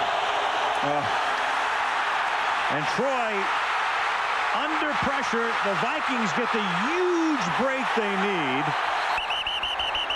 And at the 20-yard line, come up with it. Dwayne Rudd had an opportunity for a touchdown if he could just pick the ball up, but like every other Viking tonight, it's not happening. And Stepnoski makes a bad snap. I think he was caught off guard by the blitz. And they timed that blitz perfectly, too.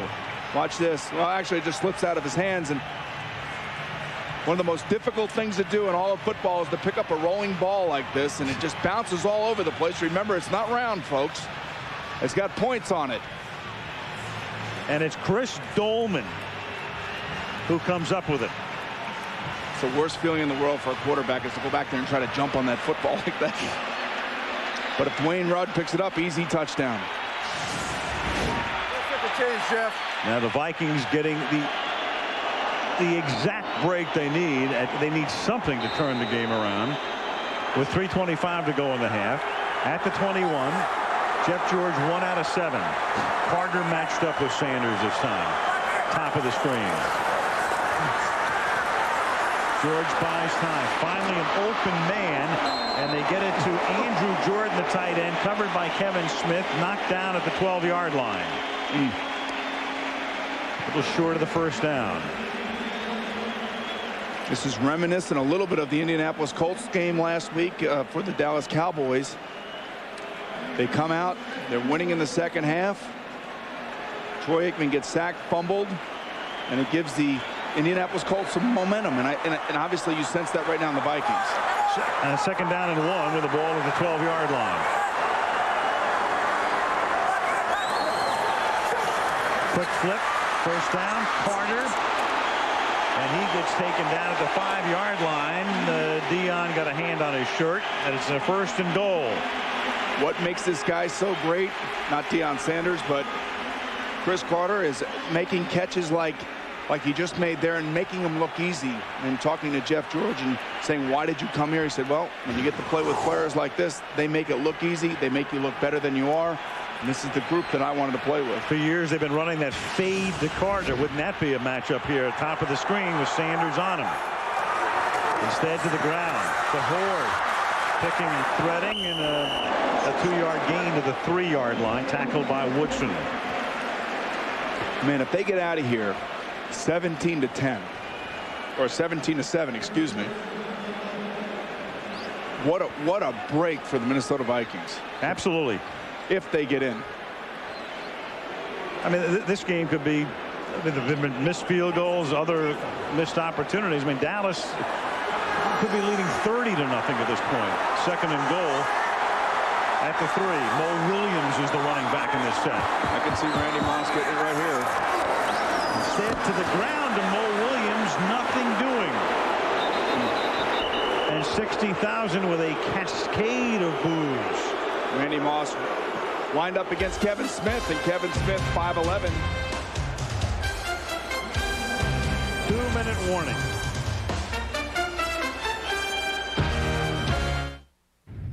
Who is going to lead business out of the net? Not us. We'll let PSI Net be the innovators. With their global private network, multi-currency, e-commerce, they want to be pioneers. So be it. We've been in business for 80 years. We give our customers what we want when we're ready. With the internet, business either innovates or vegetates. You make the call. As you might expect, Teller and I don't see eye to eye on investing. I like to avoid risk. Teller's a little more daring. We do, however, share the same new way to trade online. Introducing Power Street by Fidelity, the first site with trading tools customized by Lycos to fit your life, your goals, your unique way of doing things. Look, the market's up. Is a very big play with a game that still has 32 minutes to be played. Third down goal inside the 5. Huge opportunity for Minnesota. And if they settle for only 3. Well, even if it's only 3 and they get out of here only 14 down, I mean, that's still in itself is really, when you think about what has happened this first half, is unbelievable. I mean, 2 minutes ago, they were on the brink of 24-0 possibly. But to really turn it, they're going to need 7, and they spread it out. Nobody in the backfield. 5 receivers. 2 split left, 3 to the right. Third down and goal. Now, if you have Randall Cunningham, you might run a quarterback draw here. And George throws back of the end zone. They get it. It's Moss making the catch for the touchdown.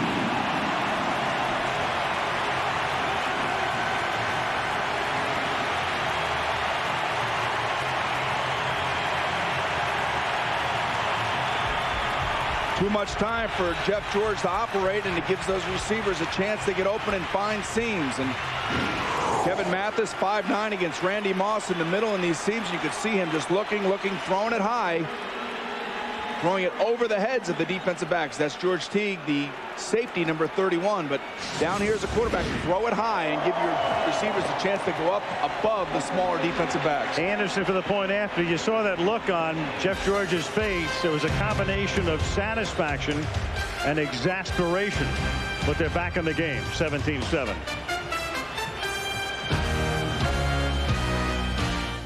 In our family, men lose their hair early. Thank you. By the time we hit 30, we don't have to invest much in combs. So I started using Rogaine when I was like 28 at the first sign of fallout. Before I looked like I needed it, because I knew I would. So here I am. I've been using Rogaine. Well, you're never out of it. All it takes is a turnover. You give up a big play. You make a big play. The next thing you know, you're right back into it. Take a look at this, and watch how Jeff throws it up high. And Teague doesn't even see the ball, and that's what you want to do. Take advantage of the ability of your receiver, but also remember, Randy Moss was a great basketball player in high school, and even talked about maybe going to play across the street for the Timberwolves with Kevin Garnett. Throw it up there, let him go get it. Mitch Berger to kick it off. Cowboys have all of their timeouts remaining. Goal line, Kevin Mathis to bring it back to the 24-yard line with 1 minute and 48 seconds remaining in the first half. Now, Dallas was criticized last week because at the end of the first half they had enough time possibly to go into a 2-minute drill, and they didn't do it. They kind of played conservative and let the clock run out and went in at halftime with a lead. It'll be interesting to see right here what they do, and if they can get to their 3-receiver set and exploit some of those matchups, then I think that they can go down the field. But well, the one weapon they don't have, though, is Emmitt Smith right now. Emmitt Smith with that left hand contusion. We're awaiting the report on the x-rays. Right hand contusion, and he suffered it on the touchdown, the second of his 2 touchdowns. Aikman to throw, hits the rocket. Ismail for a minimal gain, tackled there by Jimmy Hitchcock. We'll go back and look at Emmitt as he crossed. Watch his right hand just before he crosses the goal line. Hitchcock hits him, and he gets hit from the backside as well.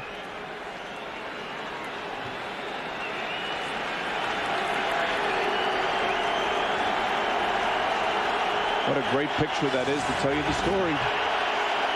2nd down and 9 with the ball at the 24-yard line. Warren. He breaks one. He picks up the first down, goes out of bounds to save a timeout.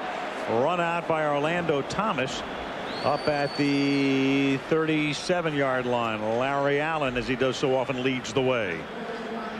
Take a look at this guy. He's 6'3", 330 pounds, and here he comes, number 73, your left guard, leading around the corner. When you have athletic ability of that size and you can get out there and take on defensive backs, what a weapon he is on the offensive line of the Cowboys. One of the best in the league right now. 1st and 10, ball at the 36-yard line. Cowboys up by 10 with 1 minute to play in the half. Aikman throws, caught over the middle by Ismail, and Rocket has a first down at the 47-yard line, and the Cowboys will spend their first of 3 timeouts.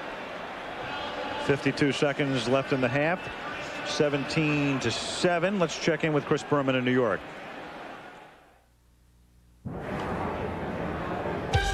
right, Al, thank you. Coming up on our Toyota halftime show, our top 10, including our favorite, big guys rumbling. 4th down prayers answered by some Lions, not answered by other Lions. Separate stories and sweet emotion for the Bears against their arch rivals, plus the latest BCS standings. See you then, fellas.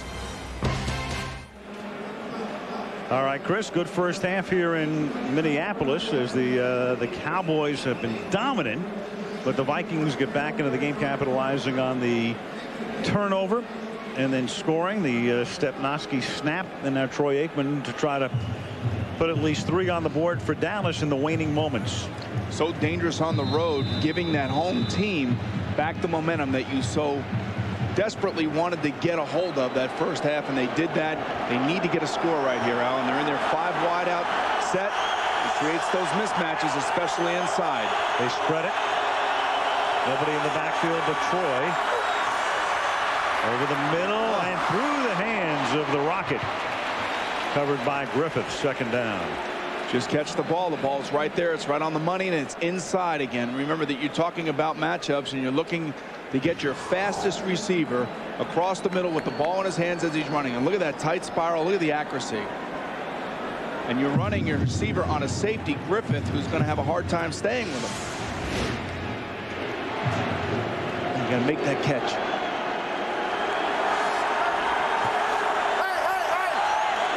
This time Aikman keeps Warren with him in the backfield on 2nd and 10. It's Mills in motion. Troy flips it out into the flat to Warren. Good coverage, though. Chris out of bounds at the 47-yard line. Run out of there by Kenny Wright, setting up a 3rd down and long.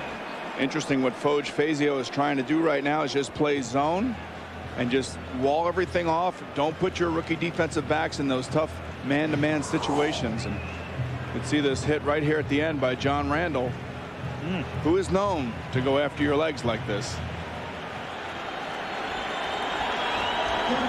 He actually gets knocked down. He has no choice, and he's so relentless that he's going after the quarterback any way he can. 4th down and 10. And it is Warren and Chris, who took the direct snap, takes it to the 45-yard line. So Stepnoski snapping it right to Warren, but they are shy of the 1st down, and now Minnesota is going to take the timeout. 4th down and 2 upcoming after the timeout. Some great moments in the battles between these two teams. Let's go back to 1983. Big opening for Tony Dorsett. Look out, he's got great speed. 99 yards and a half. Dorsett down the sideline.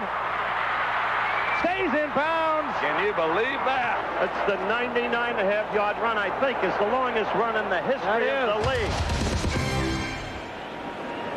And it was later discovered, some of you might recall, that the Cowboys amazingly only had 10 guys on the field right, for that play. Meanwhile, Randy Moss is sent back to return this punt. So it is Moss standing at the 10. It is Toby going to punt. Will he put it in Moss's hands is the question. Nope. Well, if he does, it's a fair catch, and Randy's just going to let it go. And it's a fair catch and a diner for somebody. So Minnesota gets it at the 20.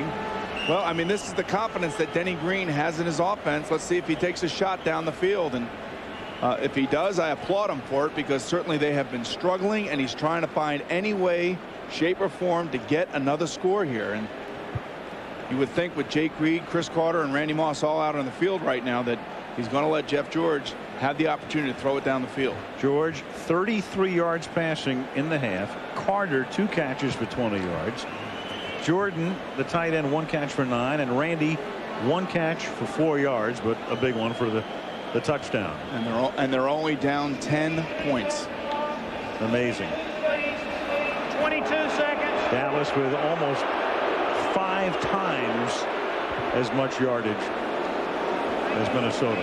They just took 4 seconds off the clock, and Minnesota has 22 seconds. A lot of times a coach, if you have some timeouts left, which the Vikings do, they have 1, they will actually try to run a screen pass just to see if they can pop something happens, and maybe give them a little bit better field position before they throw it up. George would need about 45 yards to get him into Anderson's field goal range. 1st and 10 from the 20. And Jeff's going to sling one out here to Carter. And then Carter is out of bounds. He's covered there by Sanders with 16 ticks left. You know, and you come into this game and you know that Dion's got a hamstring problem. Why not go after him? Flag down. There's a flag down all the way back at the 12, and it's going to come back. It's against Minnesota.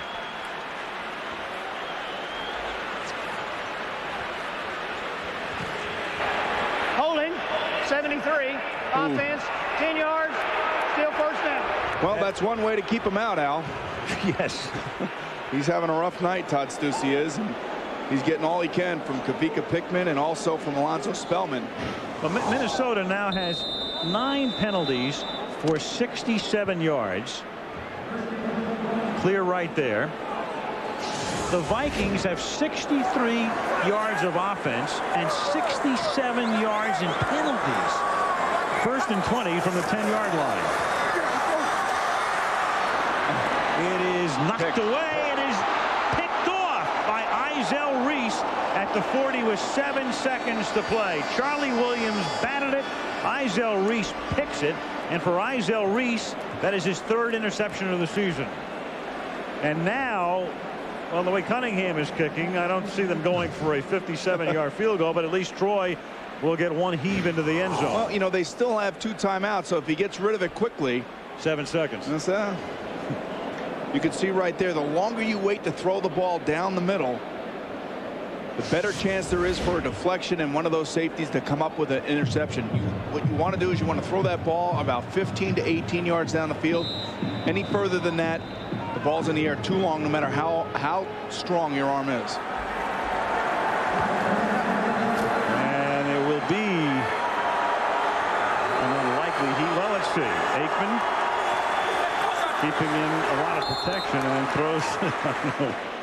I guess attempting perhaps to get Cunningham into field goal range from the 50 yards. But you know what's interesting? He's doing it against Jimmy Hitchcock down here at the bottom when he should be doing it up top against the rookies, because the rookies obviously are going to be off.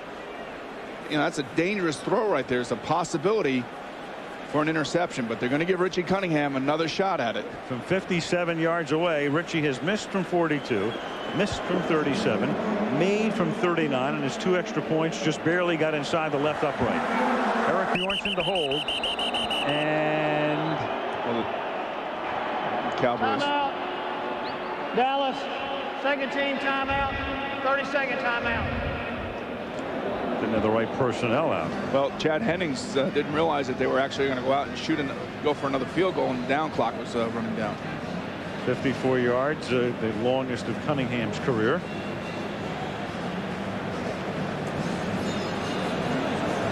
Now Troy's going to come back, and I think, yeah, I can't. For a guy who's having Cunningham's kind of year, I think you're better served taking one shot at the end zone, because the way Richie's kicking these days, who knows, you have a block. Minnesota runs that one back in. You never know, though. You Al. kill yourself.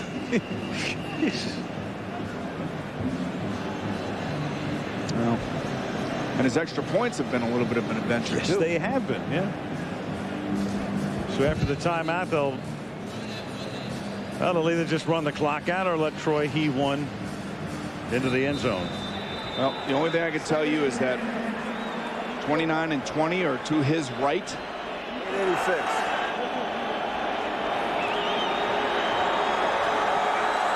And that's where he's going to go with it. He can't heave that. He fumbles it, and Stepnoski recovers it, and that's the way the half will end here at Minneapolis. Well, you saw 2 plays by 2 of the inspirational players and leaders on this football team, John Randall at the end and Chris Carter, making plays to try to get their team back into it. That's the half. Dallas 17, Minnesota 7. Coming up on the Toyota Halftime Show, the top 10. A look at yesterday's NFL action in the Bowl Championship Series standings. When we come back after this message from the NFL and a word from our ABC stations.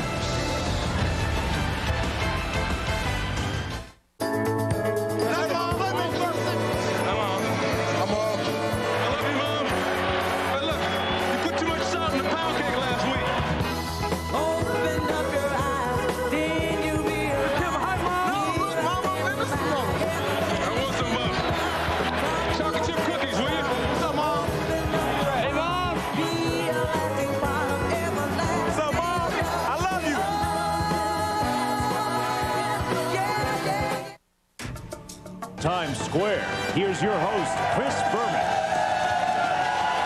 Hello once again, everybody. Halfway through the season, trying to figure it all out, as they say here in New York. Forget about it.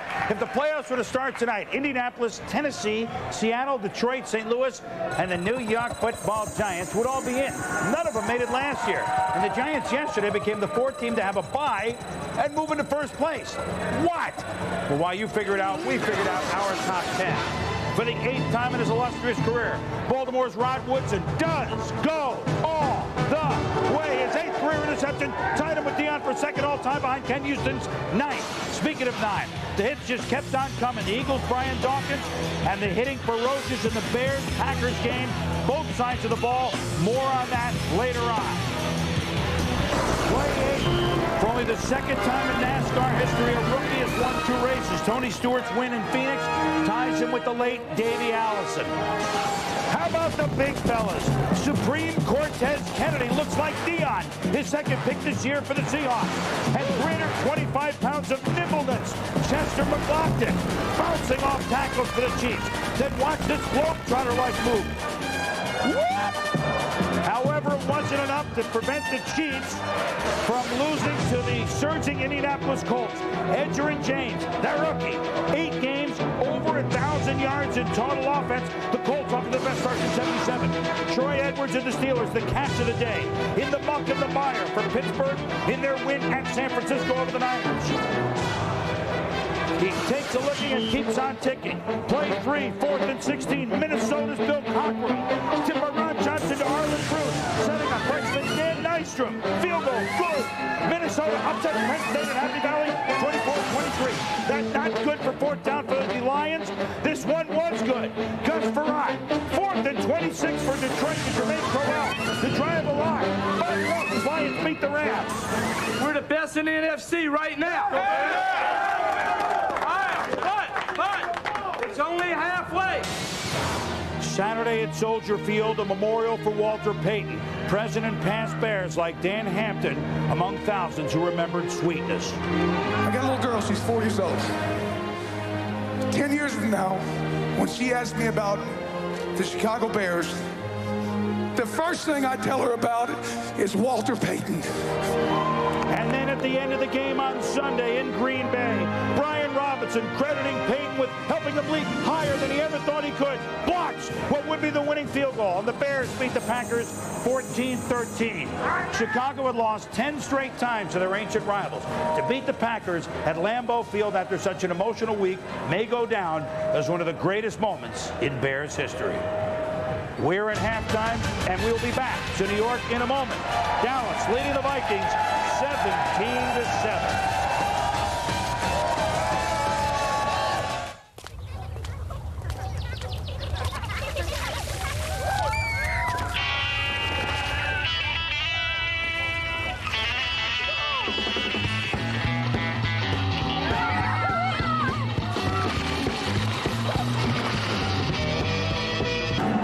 Welcome back to the Zone here in New York. Halftime, Dallas leads at 17-7 in Minnesota. In college football, a significant change in this week's BCS standings, thanks to, as we showed you, Minnesota's upstate win at Penn State.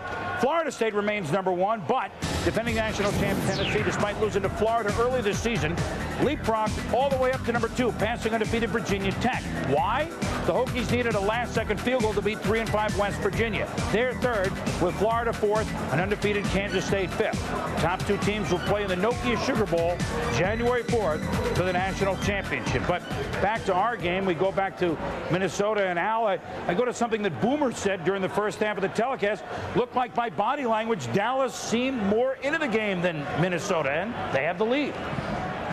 They certainly were. I mean, they were completely dominant, and 17-7 barely does it justice in terms of the domination of the Dallas Cowboys in the first half. It could have been a lot worse. And let's go back and take a look at some of the highlights. And there were several, led off by the great Emmitt Smith. 63 yards on this touchdown run, his longest TD run since 1992. And then on the ensuing kickoff, David Palmer fumbled. The score was 10-0.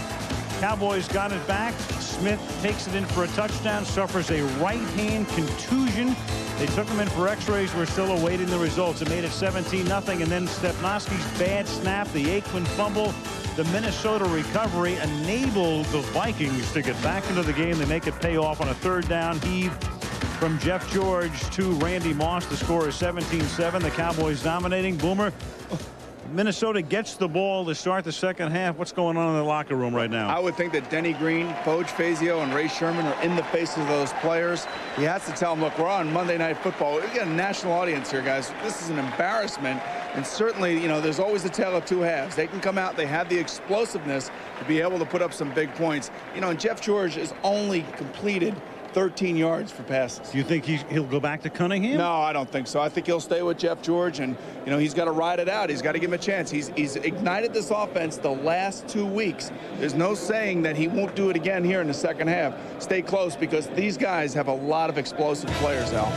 Big midseason game for both teams. 17-7. The Cowboys lead the Vikings. Second half coming up. Speaking of the Super Bowl, many teams or many people around the league feel like the Minnesota Vikings had what it takes to get to the Super Bowl.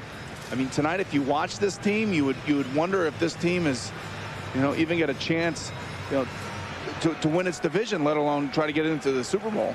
And its division is being dominated right now by the Detroit Lions, who had a great game yesterday, a great comeback win against the St. Louis Rams. But I mean, if this team doesn't wake up sooner or later, boy, this season's going to be a long one. Well, it's been an amazing year. If the season ended tonight, the Detroit Lions would be the #1 seed in the NFC, and St. Louis would be #2.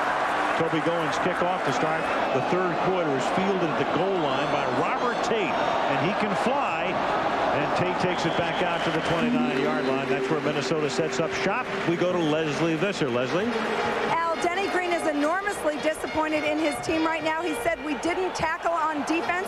No back has rushed for 100 yards against the Vikings. Emmett had 140. He said we didn't pass protect on offense. Well, as for Emmitt Smith, he has fractured his 4th metacarpal. He is, of course, out for the game. He carries the ball in his left hand, but this is his right hand, but still very serious. No determination yet when he will return. Okay, thank you, Leslie. As the Cowboys go home and meet Green Bay on Sunday, they have 4 games in 18 days beginning today.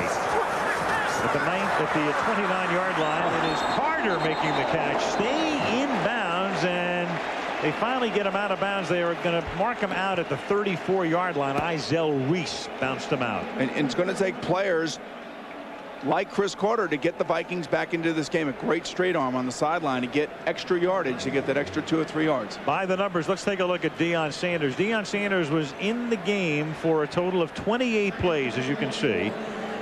They only threw his way twice, and they have moved him around from the 35-yard line. This is Leroy Hoard. And he takes it out to the 42-yard line, and that's a first down. And they begin the second half the way they started the first half, with a good ground game. Now, that's just a great play by Leroy Hoard to get out of there. Alonzo Spellman and Ellis and Hennings had an opportunity to get him into the backfield, but he runs away from him. And again, if it's not for the great play, watch Spellman, number 90, come flying through. There's Hennings, number 95, in pursuit. If it's not for Hoard making that play, the offensive line, again, misses blocks at the point of attack. First down at the 42-yard line.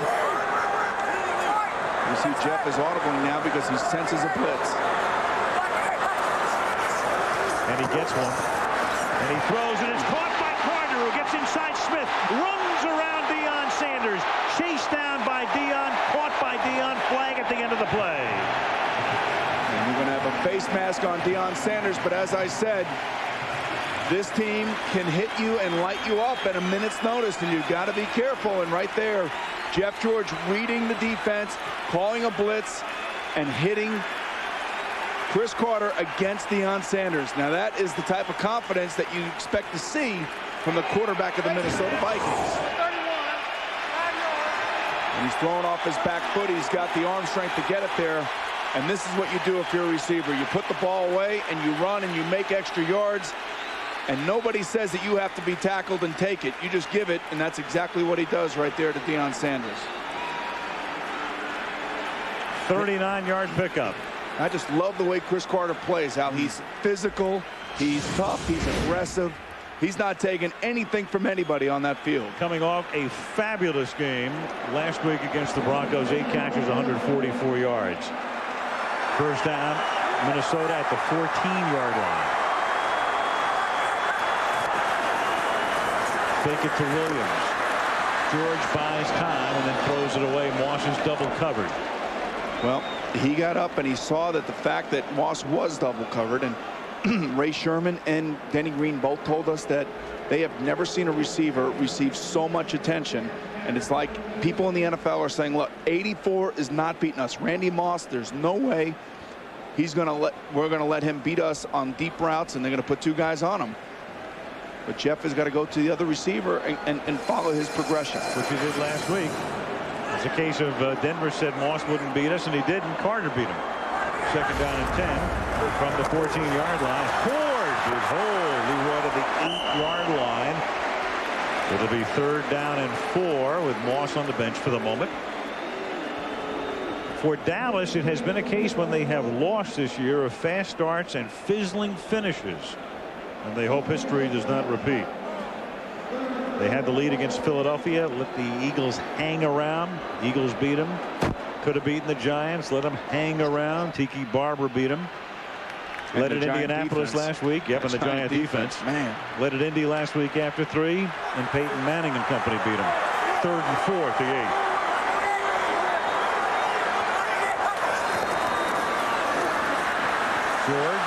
Stepping away. Looking. He's going to take it in himself. Can he get there? No. He slides down at the 1-yard line.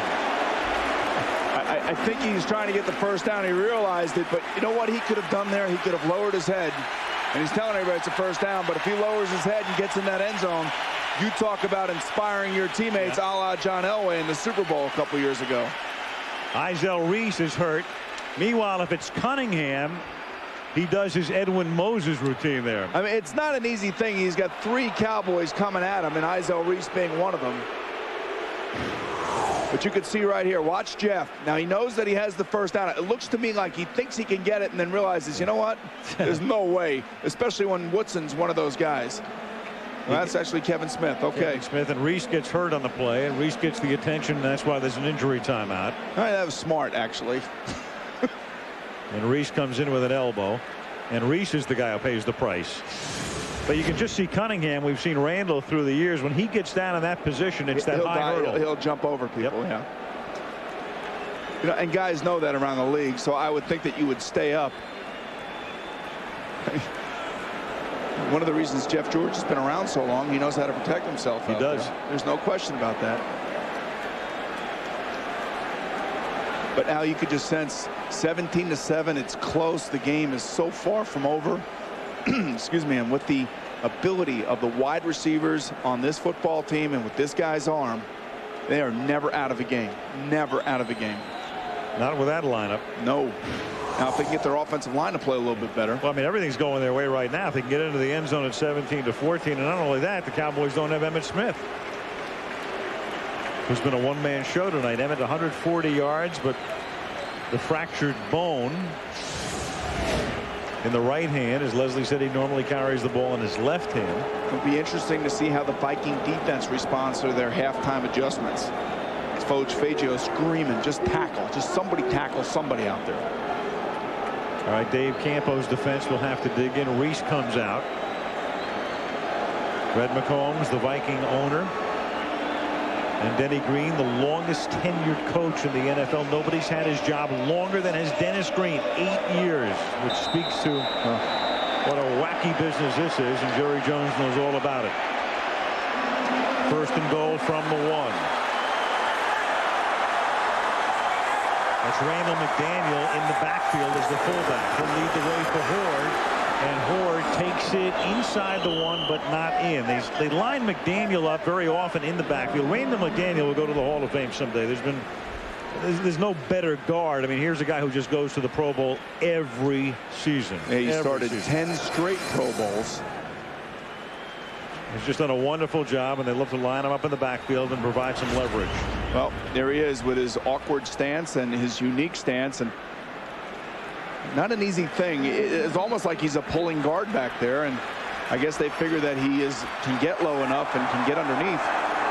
Same set, second and goal. Fake this time. Here comes the pressure. It is tipped, and Moss can't make the catch. Nearly picked off. Then Randy got a hand on it. The pressure was put on by the blitzing Darren Hambrick, and it's third down and goal. Nice play by the defense of the Dallas Cowboys, not being fooled. A hard play action fake.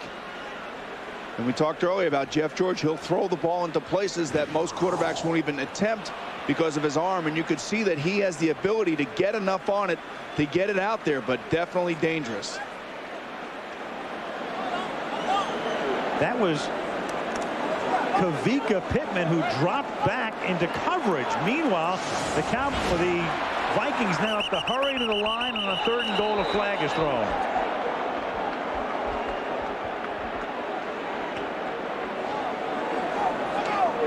Prior to the snap, false start, 63.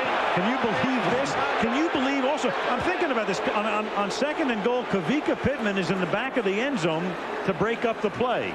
Well, just remember on this particular play, number 63 is in for McDaniel because he has to come out because he reported on the play earlier, and now he causes a penalty, which isn't probably so bad because it gives him more room in the end zone right now. Third down and goal, the ball at the 6-yard line, trips right. Looks like there's 100 guys in the end zone right now for the Dallas Cowboys. In the empty backfield, they sack him. It is Greg Ellis. Ellis. And so the two ends make huge plays. Pittman bats a pass in the end zone. And then here comes Ellis to sack him, and the Vikings will have to settle for a field goal attempt.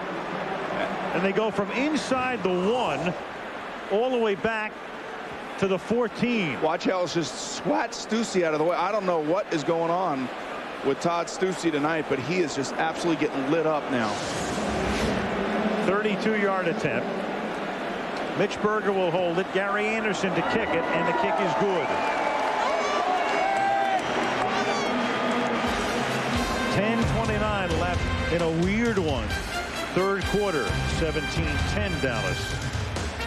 Mike Tice, the offensive line coach, and it's been a rather spirited discussion during the commercial break here. That's Jeff Christie, number 62, the bald head. He's the center. There's Mike. You realize that Mike Tice, Al, he was the quarterback at Maryland before me, and now he's a line coach in the NFL. That's right. Meanwhile, the kickoff is taken by Kevin Mathis 2 yards in. And brought back to the 22. Tackled there by Chris Walsh. And Dallas will get the ball for the first time in the second half. 10:19 left in the third. In the Twin Cities, the Cowboys lead by 7. Bowl is concerned. Michigan against Penn State at noon Eastern time in regional action. Among the games you'll see Wisconsin, number 9 against Iowa. Ron Dane would break Ricky Williams' all-time NCAA rushing record with 99 yards. What a game between Wisconsin and Purdue. Drew Brees going for it with Ron Dane. That guy is a guy you don't want to miss. Drew announced that he's going to come back for a senior Good for him. today. Good for him. From the 22-yard line, Dallas has it for the first time. Chris Warren out of the backfield, and Chris Warren will have to carry the load now with Emmett gone for the night. Up to the 29-yard line. Gain of 7, tackled by Ed McDaniel. There's Jeff George, and a look of exasperation. He's not having any time back there. In that last series, that last play, a 3-man rush. And as soon as he planted his foot, he got hit. There's no excuse for that. None. They were inside the 1. Second and goal. They wound up back at the 14. Second down and 3 here for the Cowboys from the 29-yard line. Aikman, quick toss, and then immediately Jason Tucker gets smacked by the rookie Chris Rogers. Rogers, a rookie out of Howard University. And for Troy Aikman tonight, his numbers are not that bad, but his receivers have not been helping him from time to time. Going back to the first period when he had Thomas drop that one. And then he has Rocket drop that one. LaFleur had dropped an earlier one. The errant snap by Stepnoski leading to the Minnesota touchdown. And here he gets tackled by Randall and is lucky he was able to get up. Third down and 2, and he gets batted down here by Jerry Bull for the big sack. You just got to keep on battling. This is what it's like playing quarterback in the NFL. Just stand in there. And really what happened there, it looked like Stepnoski and Aikman they weren't on the same page when it was coming to the snap count. And Stepnoski was brought here to solidify this offensive line and to make sure that it protects Troy. And you can see right here, they're not real good with the snap. I can't imagine why the center would go right and allow the nose tackle to come up free. The only thing that I can think of is that he didn't get help from the guard that he was expecting. Ball with a free shot. Now Toby Goen almost has that one blocked. They send Moss back. Here's Randy to run it back from the 26-yard line. Taken down there by Dexter Coakley. 8:24 left in the third. The Vikings have clawed their way back in it. Down by 7. In the third quarter, Troy Aikman, that's the same look that he had last week when he was knocked down by Burris, and he went to the smelling salts here during commercial. Well, when big old Jerry Ball is going to fall on you, I think you'd have a little problem getting up yourself, Al. Absolutely. They have Jerry Ball listed at 330 pounds. He's probably more like 340. From the 30-yard line, that is Holden. What a catch by Carter as he got position on Sanders. A 22-yard gain. Almost looked like he caught the back of the ball. How we showed earlier how Ernie Mills of the Cowboys allowed the defender Hitchcock to get inside of him on a post route. And right here, Chris Carter doesn't allow it. And look at the hit he takes from Deion Sanders and still holds on to the football. Everybody talked about Randy Moss versus Deion Sanders. These are two all-pros going at it right now. And Chris Carter and Deion Sanders. From the 47-yard line. Ford. Bunched up, picks up 3, takes it to the 44. It'll be 2nd and 7 halfway through the 3rd period. Again, a dominant Dallas beginning tonight. The backup quarterback is Jason Garrett as he looks on, and he and Gailey are going over the chart right now, and some pictures of the Minnesota defense, which would indicate that there's a good chance we're going to see Garrett. He might be. He's licking his fingers. Usually when a quarterback's licking his fingers, that means he's ready to go in. 2nd down and 7. We're going to the Rosenberg from the 44-yard line. You can see Jeff, he's a little indecisive at the line of scrimmage, trying to audible. Is he going to audible? What's going on here? Throws on the run. Carter wide open. Took care of Kevin Smith with that in cut. Takes it to the 27 and a 1st down. And he made the audible. That was the last time he audible to the same play when we saw him go against Deion Sanders. You could tell this guy knows how to ignite this franchise and these fans here, and it just turns Kevin Smith around. I mean, Chris Carter is not the fastest guy in the world out, but what he is, he's so adept at running the routes correctly and creating separation, getting away from the defensive backs. All of a sudden, Chris has been silent through most of the first half, has 6 catches for 105 yards, 17 there, 1st down. Minnesota at the 27. Ford pulls his way to the 21 and a gain of 6. Okay, I will go back to the first half when Stepnoski had the false fumble and actually the bad snap, and you could see Chris's numbers right there. And that's where the momentum started to swing a little bit, and you could just feel it building and building and building. It looks like a totally different offense out on the field right now. They're moving it. They had a little trouble the last time when they get down close, but certainly now they sense that they can, they can get the game again back in their hands. 2nd down and 4. Troy with a glazed look.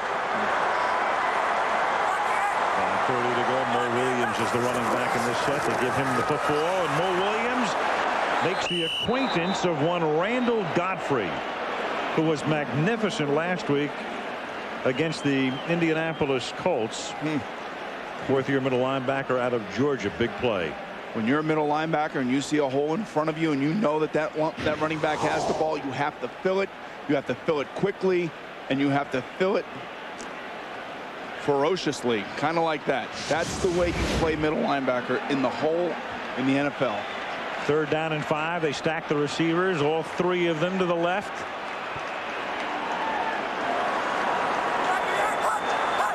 And they don't send anybody in motion. They send them all out along the tree line, and it is incomplete. Looking for the flag, and Matthew Hatchett doesn't get it. Covered by Charlie Williams.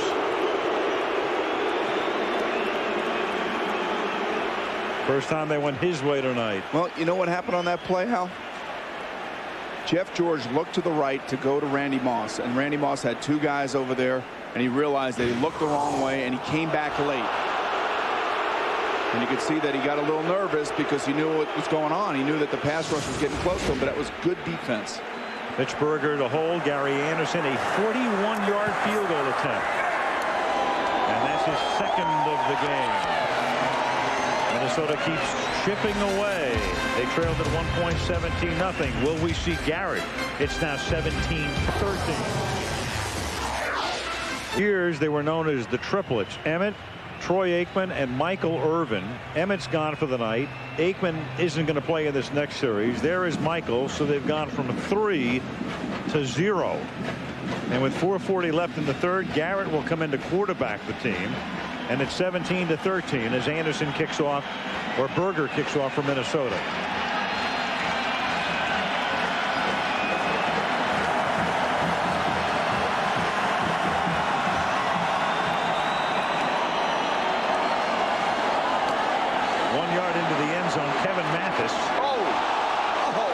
Almost got decapitated by John Henry Mills. Now all of a sudden you can see the body language of the Minnesota Vikings. A little spunky right now. Somebody got a tongue lashing at halftime. And now all of a sudden the Cowboys find themselves without Emmitt Smith. They find themselves without Troy Aikman. And take a look at this right here. Oy! That is a classic clothesline. It's the ultimate clothesline right there. Woo, man. First down, Dallas at the 15-yard line. Regular speed. A look at it here. Oh! Jason Garrett comes in to play quarterback. Garrett has a lot of experience. When Aikman broke his collarbone last year, he made 5 starts. He's made 7 lifetime starts, and he's been with the Cowboys since '92. Garrett on first down is going to go deep, and a flag is thrown because it was holding. Kenny Wright had his arms around Ernie Mills, or at least on his jersey, and there'll be interference. A smart play by the offense of the Dallas Cowboys. Give Chan-Gailey credit, because now he knows that the Minnesota Viking defense is going to put these guys out here one-on-one because they figure that the quarterback can't get the ball to him. But you and I have both seen Jason Garrett do the job on the NFL football field. There's no question about that. Came in and won a Monday night game last year. Yep. Against Washington. Garrett went to Princeton. Father is a longtime Cowboys scout. Brother was a wide receiver with the Bengals in '89. Aikman can only look on from the bench. Garrett is actually older than Troy.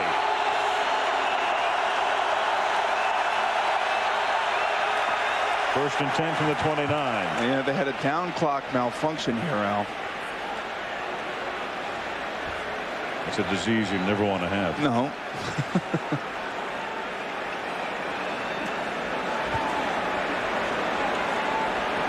.426 left in the third. There's Buddy Guys. He's the quarterback coach right there. You know, interesting. You wonder what it takes to be a backup quarterback in this league. You're always in there. You don't get much opportunity to practice with the starting team. You have to be like ice. I mean, this is like being a reliever in the bottom of the ninth. Chris Warren goes nowhere. And, of course, now they've got everything going against him. No Aikman, no Smith, no Irvin. Have watched a 17-point lead become a 4-point lead, and the crowd is going bananas. There they are. Those guys have led their team in passing, rushing, and receiving in each of the last 8 years.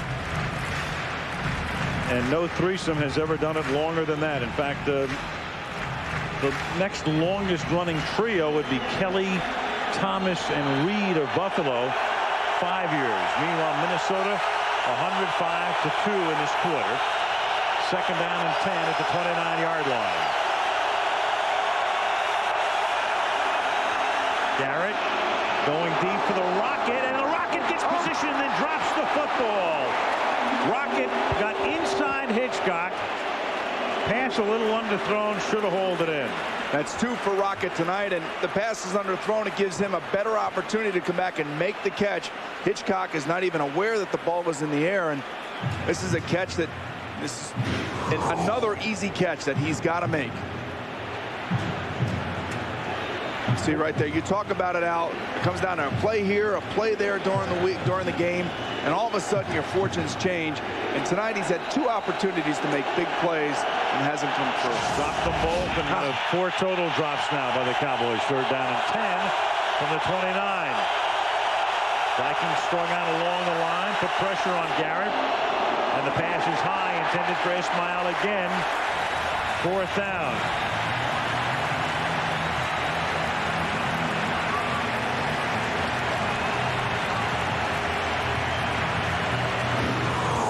Well, this certainly wasn't a pretty pass. Not only was it high, but it was wobbling the whole way out there. Pull, pull. And then Rocket gets shoved to the turf by Griffith as Moss goes back to return the kick. Toby going to send it down there. Moss, until tonight, had returned 1 punt this season. Randy at the 26. To the 39-yard line goes Moss, and Troy will go back to the locker room. Michael in street clothes, Emmett in street clothes, and the lead in a precarious position. 17-13 Dallas. Airlines.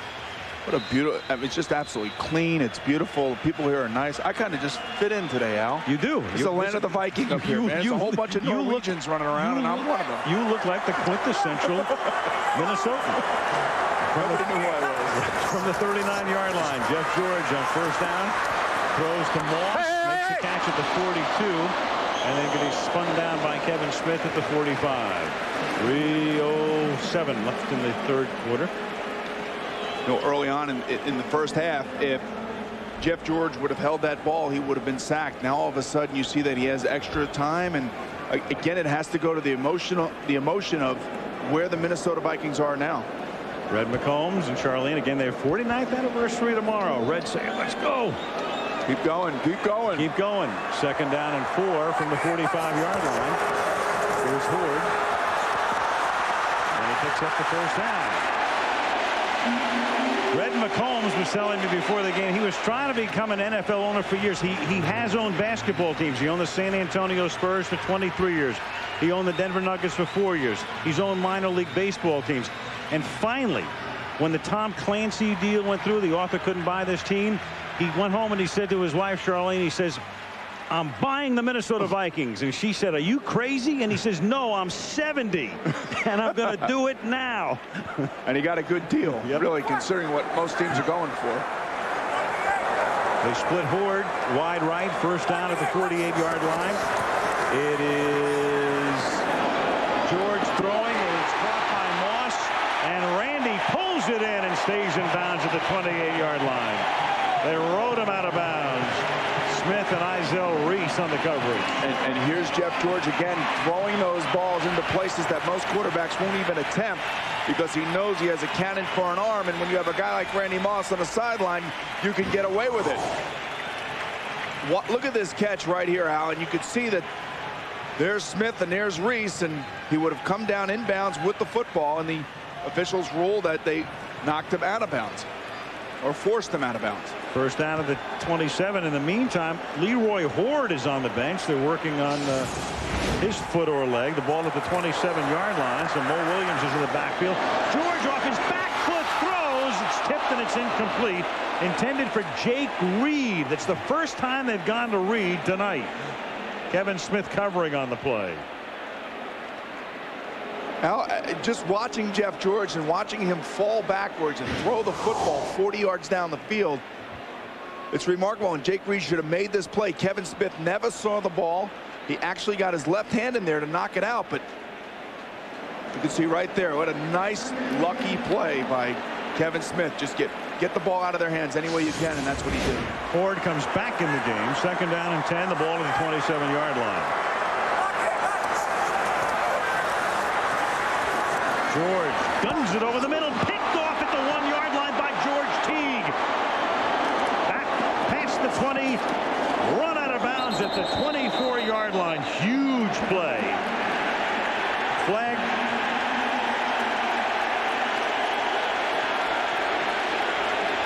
Coming in, and it was picked up, but there's an officials conference right now, and there will be a flag. And it is against the Cowboys. The flag is down at the 15-yard line. Illegal contact. That's going to be on Deion Sanders. Contact on the defense, number 21. 5 yards, automatic first down. Before the interception. So he made contact downfield. Sanders picks the flag up. You know, I know what he's arguing about. He's arguing, saying, take a look at this on the top of your screen. You can see. Watch how Randy Moss actually just kind of runs into him. Deion establishes his. That's a tough call right there. You know, you're not supposed to touch the guy past 5 yards, but certainly if your feet are planted and you establish your spot. Like basketball. Right. Charging or blocking. First down at the 22-yard line. Moss. It's by Sanders. Skirts the sideline. First down.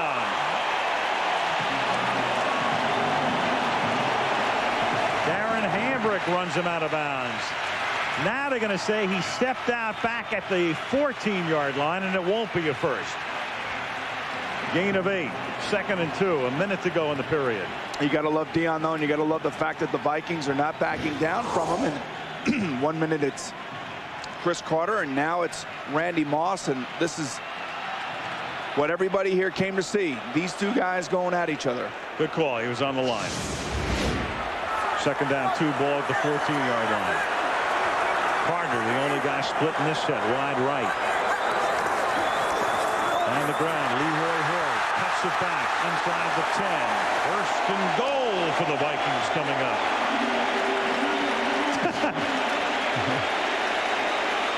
The camera's shooting him from the reverse angle. He's pointing in the right direction. Yeah, all right. Red may be 70 or 72. He's having some fun, though, man. He feels like he's 20. End of the period. Crowd going wild. Vikes back in it, threatening to take the lead. 17-13 Dallas into 3. Monday Night Football returns from Minneapolis after this from our ABC station. Working. Boomer, where was Mary Tyler Moore's apartment? I think right here. You think so? I'm going to call Grant Tinker because he'd remember. As you look at downtown Minneapolis. We start the 4th quarter. Dallas leading Minnesota 17-13. 1st and goal for the Vikings from the 9-yard line. Ford to the 4-yard line, so he gets halfway home. Now remember, the last time that the Vikings were down here in the first half when they scored a touchdown, they like to throw the ball high towards the back of the end zone to get it over the shorter defensive backs and allow their big wide receivers to go up and make a play on it. And you could see that the Cowboys are definitely concerned about that with the amount of people that they have in the secondary. It looks like 100 guys in the end zone right now. The way they're strung out, 2nd down and goal, so to speak. 2nd and goal at the 4. This is Horde. And he gets hoarded at the 4-yard line. So what did the Vikings do? They sense that also, so they think that they can run because there aren't that many guys in that run area, that defensive run area. And there is Emmitt Smith with the broken right hand. And maybe I jinxed him at the beginning of the game. Well, of all things, to have it happen on a touchdown run in such a freak way, a guy who had 140 yards on 13 carries tonight. One of the big problems that the Vikings have, Al, is that they can't get the plays in. For some reason, they're having a hard time communicating and have to waste timeouts the 2nd time tonight. Yep, to the consternation of one Dennis Green. Timeout, Vikings, as they try to move into the lead. Tonight, after the game, toys just keep pouring in as tribute to Walter Payton. Also, why Mike Ditka is suddenly his own worst critic.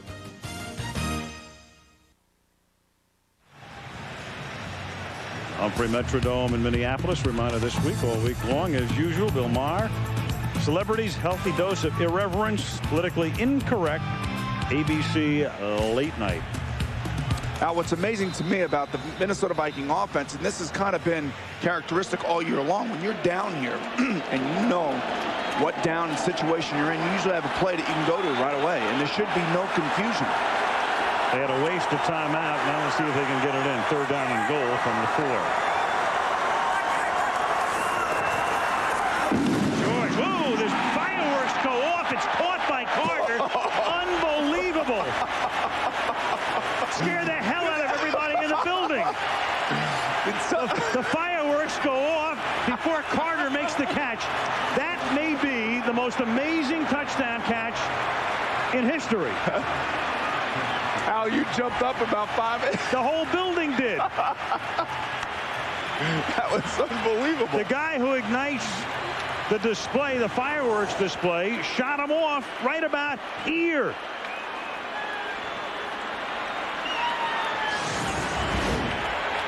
And the point after is good. Unreal. 13:38. Are you all right? I'm not you sure. okay? That is the ultimate premature celebration, but they have the lead.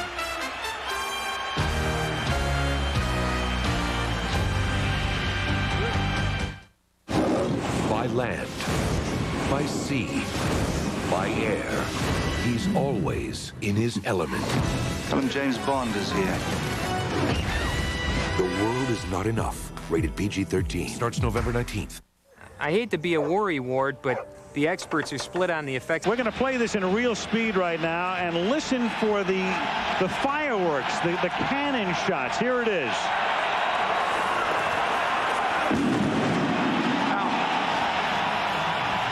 That pass was too short to be a bomb. Unbelievable. How Carter maintained the concentration. I mean, everybody in the building jumped. Including yourself. You betcha. 20-17 is the score. Mathis now runs it back for Dallas. And gets taken down at the 23-yard line by Chris Rogers. So a 17-0 Dallas lead is now a 20-17 deficit. Take a look at this reaction. By Chris Carter, who really, when you get down into that part of the field, defenses are going to create a picket fence. He gets behind that picket fence, but watch right here. Look at this guy right here. Look, what is that? Yeah. What is going on?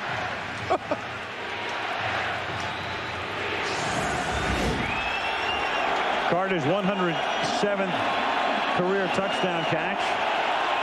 Decibel level up in 3 figures.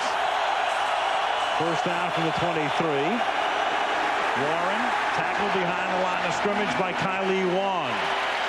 Well, whoever gave the Newt Rockne speech at halftime for the Minnesota Vikings certainly deserves a lot of credit, because this is obviously a different football team, Al. And you could see now that the tackles are being made behind the line of scrimmage, and they just look different. They look more excited. They look like they're angry, that they want it. They sense now that the game is theirs.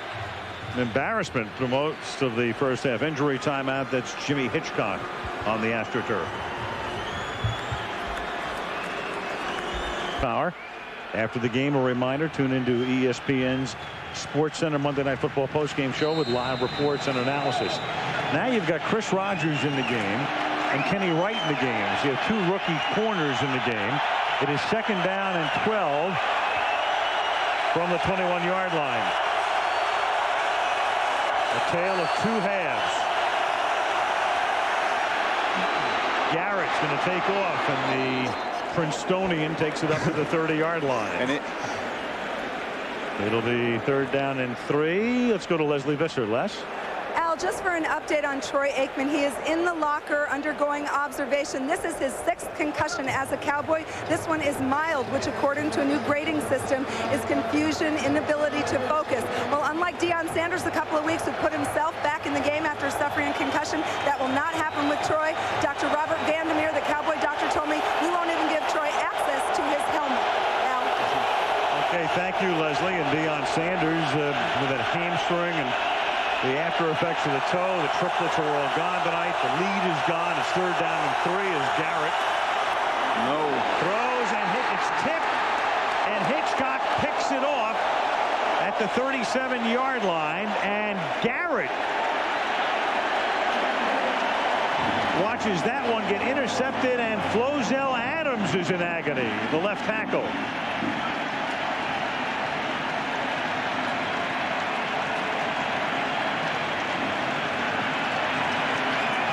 Interesting, Al. I didn't see where Adams took the shot. It looks like it's right around the waistline, and it came after the play, it looked like.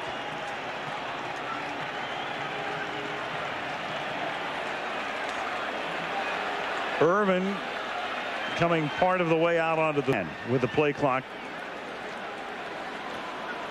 That'd be an interesting thing right now. Why would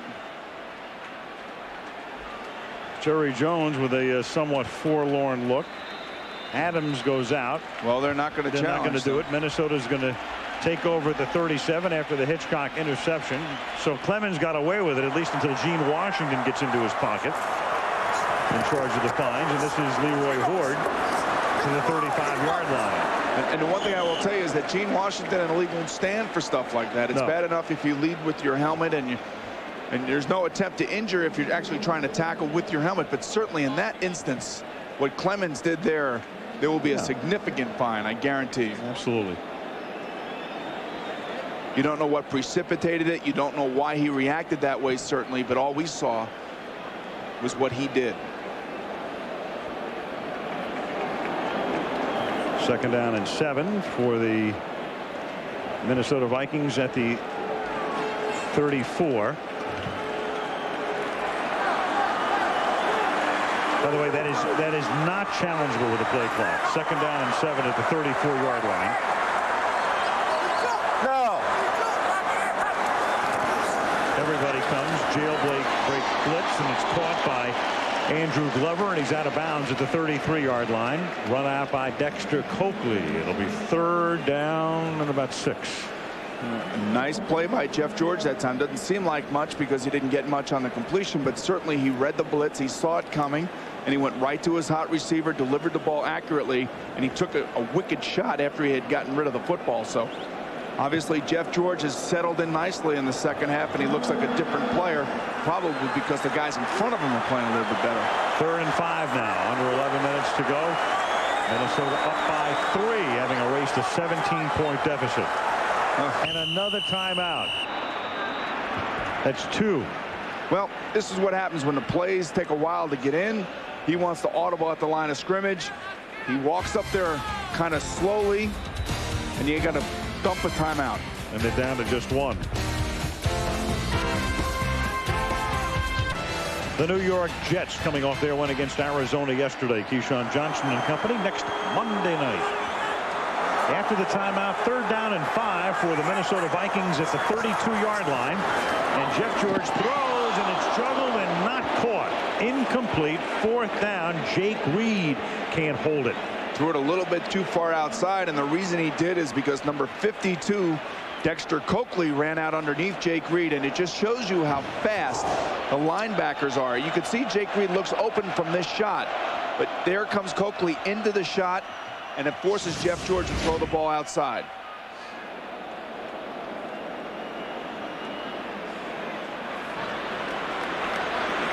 And now the Vikings will eschew the opportunity to kick a 50-yard field goal, and instead Berger comes in to punt.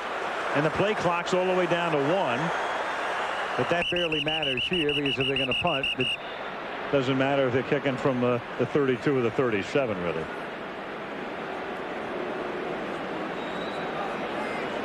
In fact, Dallas may decline it, which they do. I think what they're trying to force Berger to do here now is line drive one, and if they can get one where he kind of shanks it a little bit, maybe Deion Sanders has a chance. The likelihood of Deion returning this punt remote, just because of the distance between him and the guys that are running down the field right now.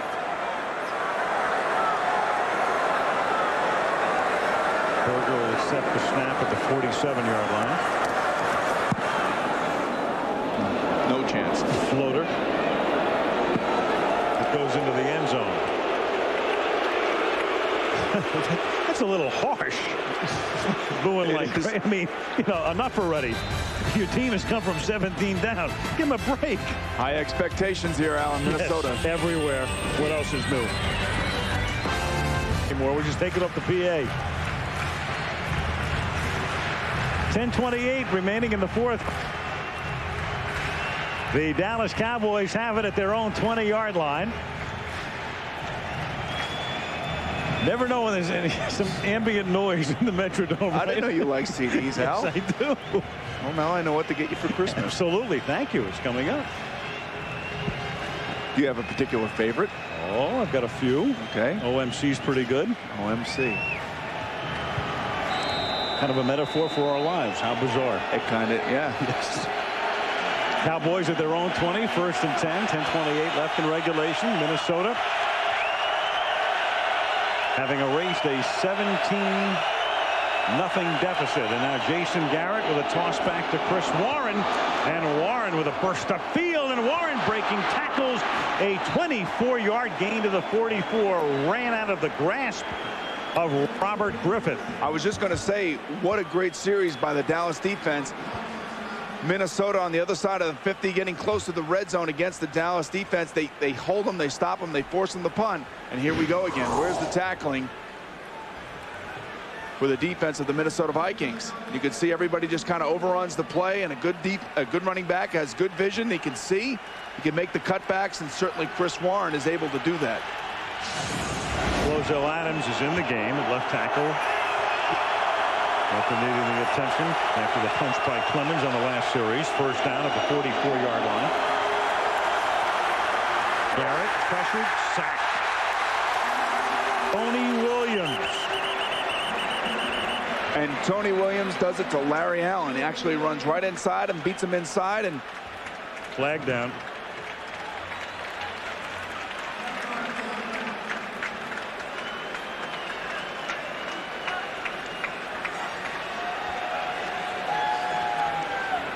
It would have been or might be, we'll see depending on the call here, the 5th sack of the season. We have a personal foul against Dallas this time.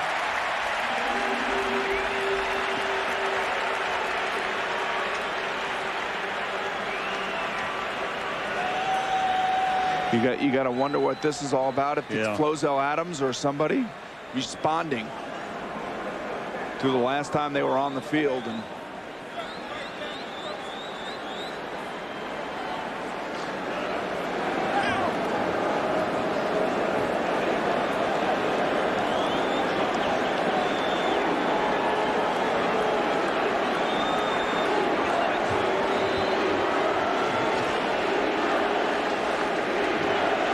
penalty's going to be against Eric Williams.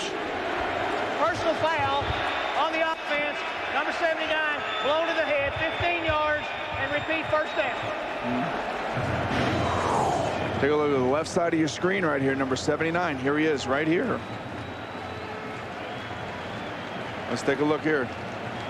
Well, you know what this is? This is basically retaliation. We don't really know what's been going on down on the field, but the one thing that I can tell you, this guy right here, John Randall, Clemens, Williams, also Chris Dolman. I mean, this is a nasty group of players, and they've been getting at it and getting after it. And I'm sure that it has something to do with the halftime talk that Foge Fazio gave this defensive line to pick up their intensity. Didn't mean to throw punches and stuff like that, but certainly they have lifted their aggressive level of play.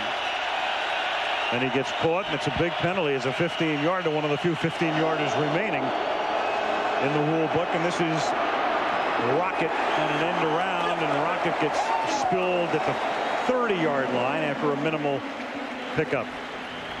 It'll be second down and 24. Reminder, ESPN.com, NFL.com. That's the spot to be on your computer for enhanced TV coverage of tonight's game. Carter and Moss and Reed. Not a bad trio right there, Al. Jeff George made the right decision coming here to play with those three. Second down and 23. Up at the 31-yard line. Garrett out of the shotgun.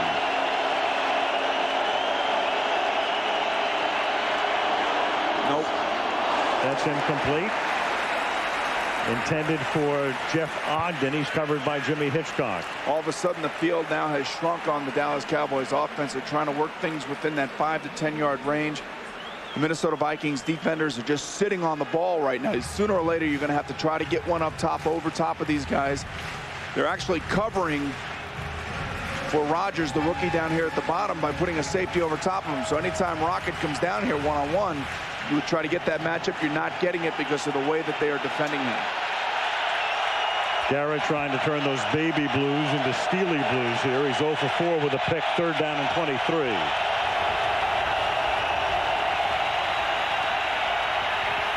Going deep, almost picked off at midfield. Jimmy Hitchcock had it and dropped it. Fourth down. Well, the personal foul put him in a hole.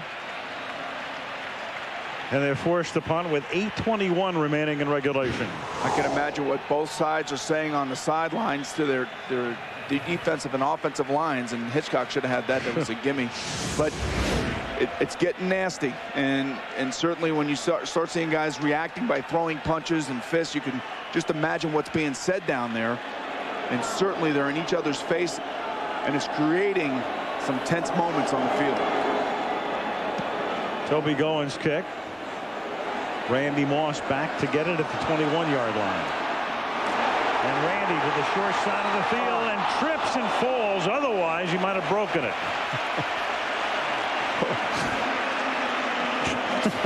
You know, but plays like that are what keep the game close. They do. You know, and it's just, he had an opportunity to take it a full length. He falls down.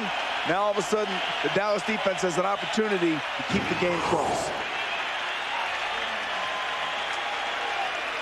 Some athletes have that special ability, Al, and certainly this guy is one of them. Not very many players in the league that have the ability of a Randy Moss, a Deion Sanders, and probably the greatest athlete of all, a Michael Jordan, to be able to combine the great athleticism with the want-to and the heart and the passion. 48-yard kick and a 25-yard run back, and now Minnesota at the 46-yard line. And George throws to Moss. And he's out of bounds in Dallas territory at the 49-yard line. Charlie Williams with the coverage. If the Vikings hold on and win the game, they go to 5-4. Detroit leads the division at 6-2. The Vikings would be in second place. Green Bay is 4-4. Meanwhile, a Dallas loss, and they are a game back of the Giants and a game back of Washington. Another storm to be weathered by Chan Gailey right now, losing his big three. And he told us last night he's just got to keep the guys together and realize that coaching the Dallas Cowboys is just a huge task to keep these guys from reading all the negative stuff that they've read the last few weeks. 2nd and 5, and it's Chris Carter making the catch. Picks up a couple. It'll be 3rd down and 3 at the 47. But you look at the Dallas Cowboys schedule, the last 4 games, Philadelphia, the New York Jets, and New Orleans, and then at home against the Giants. All 4 winnable games for the Dallas Cowboys. So they just have to keep their spirits up, and it's up to him, Chan Gailey, to be able to do that. And continue to make these guys believe that they still have a shot at this. Well, you know, we'll get Emmett back. Irvin's another story. Michael will probably make a decision in 3 or 4 weeks. 3rd down and 4 from the 48. Dallas sends everybody, and the catch is made, and it's a 1st down. Carter, knowing exactly where he was, exactly how far he had to go for the 1st down, and salutes himself with a red Cashin move. Charlie Williams with the coverage. Good play call that time by Ray Sherman, moving his quarterback out of the pocket, getting away from the blitz. And Charlie Williams just playing too far off of Chris Carter, knowing that if you're blitzing and you're a defensive back, don't give that much room, because the quarterback's going to have to make a quick decision. He's going to have to get rid of it, because he too knows that the blitz is coming as well. 6:10 to go. 1st down at the 42-yard line. George and the Vikings can begin to work the clock now as Leroy Hoard takes the ball inside the 40-yard line. Jeff George in the first half. You could have benched a guy with a half like that. 37.3 rating, but in the second half, a whole other story.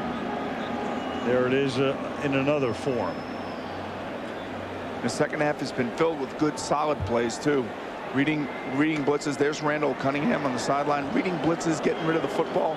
Standing next to number 12, Dante Culpepper. He was their 1st-round draft choice, one of the heralded quarterbacks that came out in this rookie class this year. Dante with his helmet on, looking for action. 2nd down and 6. George under pressure, throws, and it is incomplete, and the Cowboys are going to contend. He was between the tight ends, and there's nobody there, and some of the Cowboy defenders, as George comes up limping, are going to contend that it was grounding. In fact, Hambrick is saying, who was the receiver? Well, Jim Kleinsasser, their rookie. Now they throw the flag, and they're right, because he wasn't outside what's referred to as the tackle box or tight end box. But you know, I don't know, Al. Their rookie tight end, Jim Kleinsasser, was actually on the sideline over there. Jeff just didn't have enough time or enough strength to get it to him, but he was throwing it into his direction, and there he is. You could see that that's Kleinsasser right there behind his coach, and he's telling, hey, like, I was there. Take a look at this right here. Watch Jeff roll a little bit to his left. Then he comes back to his right. Now he throws it, and there's Kleinsasser right there at the top of the screen. It's a tough call right there. That's lobbying. That's intense lobbying. Now that goes on in Washington, doesn't it? I thought Kleinsasser was in Eden Prairie, frankly.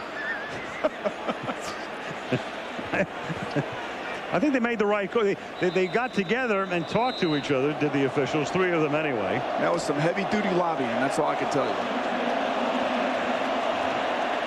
So the penalty moves the ball back to the 47. It is 3rd down and 15.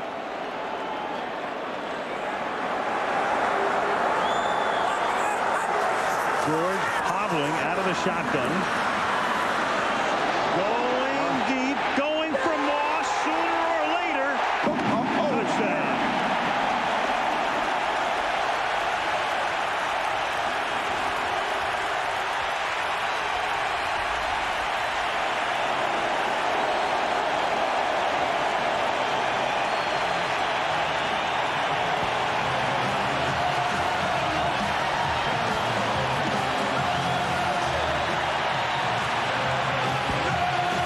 Many quarterbacks can roll to their left and throw back to the right. It's a design play because of the arm strength of Jeff George. Charlie Williams outmatched by Randy Moss. Remember, Kevin Smith is on the sideline with a bruised knee.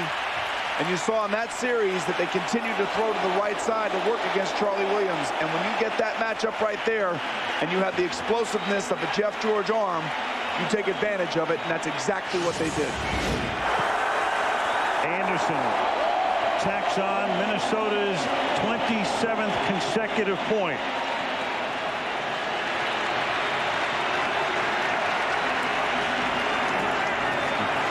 You could see Jeff George, where was this emotion in the first half? If this team could ever put it together. If you watch the first part of the game and it was 17-0 and went to dinner and just got back, have we got a story for you? Absolutely. Here's Red McCombs.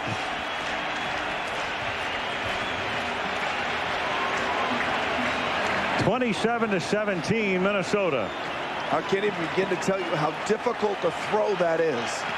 To be able to reset yourself knowing that that's where you're going. Most times quarterbacks will drop back in the pocket straight and will throw the ball down the sideline figuring that's the matchup you want. But when you move to your left, you'll move the safety with you, and it creates an enormous advantage for that wide receiver that he doesn't have to worry about anybody coming over to make a play other than that defensive back that he had just beaten.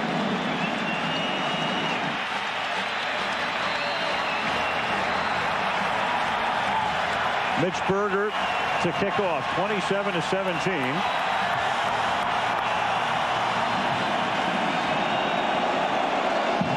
And this is Kevin Mathis bringing it back from the 3-yard line. Back out to the 30-yard line with 5:01 remaining. Monday Night Football is being brought to you by dominant through the first 23 or 24 minutes. A key turnover. Vikings were able to cut it to a 10-point deficit at the half, and the second half is all Minnesota, and that's almost picked off and then caught. It's caught by Ogden after Kenny Wright thought he had the interception. And the official rules that Ogden, I think his butt was on the out-of-bounds stripe. It was. Posterior. Derriere. But the thing about it is, Al, this is reminiscent of last week's game against the Indianapolis Colts for the Dallas Cowboys. Troy Aikman gets banged out. He gets taken out of the game. Jason Garrett has to come in and play. The momentum shift has been just monumental here, and it's something that Changale is going to have to work on. He's going to have to figure out a way, even with injuries in mind, to keep this team focused for the second half. 2nd and 10. Garrett is 0 for 6 with 1 interception. And that's incomplete. 0 for 7 intended that time for Jeff Ogden.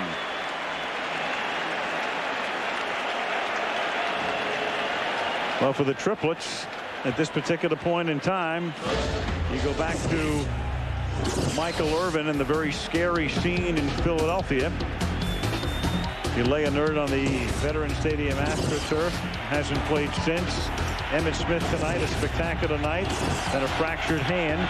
And then Troy Aikman goes down in the grasp of Jerry Ball, and he suffers what is described as a mild concussion. 3rd down and 10. Garrett seeking refuge and finally finds it well shy of the first down. Al Troikman took a shot to the head last week from Burris, the defensive back of the Indianapolis Colts. It was against the blitz. He didn't see it, and he basically paid the price for it. Now, tonight he took a shot from Jerry Ball, who came right up the middle. You know, and that's, again, it's an inexcusable mistake on the behalf of the offensive line, either between Stepnoski, Larry Allen, and Everett McIver. Those three guys inside have to protect those gaps, and there's no reason why a nose tackle should be able to get back in the backfield, especially the size of Jerry Ball, that quickly. Free shot, knocked him out of the game. Toby going to punt. Randy Moss from the 16-yard line. And he brings it back out to the 33-yard line. With 4.5 minutes to go. You know, all those people who were lined up to call talk radio tomorrow morning, they hung up. Well, I think it all goes back to the bad snap at the end of the first half. They gave the Vikings life. They gave them a chance to get a touchdown on the board, to make them go into the locker room saying, hey, you know, we played our worst half of football probably in the last 2 to 3 years, maybe. Right. Can't play a worse half. Chris Carter igniting, trying at the end of the first half to get his team inspired, and certainly I think they've responded. Now the Vikings can play clock ball from the 33-yard line, and they give it to Leroy Horde. And he's up to the 40-yard line. And to think about the Vikings tonight, how horrible they look. And Robert Smith is out, and the crowd booing like crazy, and Dallas looking like they'll rout the Vikings. Now all of a sudden you're back. You're up 27-17. You look like you're going to win the game. Dallas takes a timeout. You look like you're going to go 5-4 with a 3-game winning streak, and you might get that guy back next week. Robert Smith talking to me before the game. I said, when are you ready? He said, I'll play next week if they'll let me. He said, I feel good. And Denny Green said this guy is the catalyst of the offense. Certainly Jeff George deserves a lot of credit for getting this team back on the winning track, but if they can get a healthy Robert Smith, not that Leroy Horde has done anything bad, it's just that there are certain backs in this league that are younger, that are a little bit more fast, and certainly are special, and that's what Robert Smith is. Chris Carter during this timeout. Here's Chris on Randy Moss.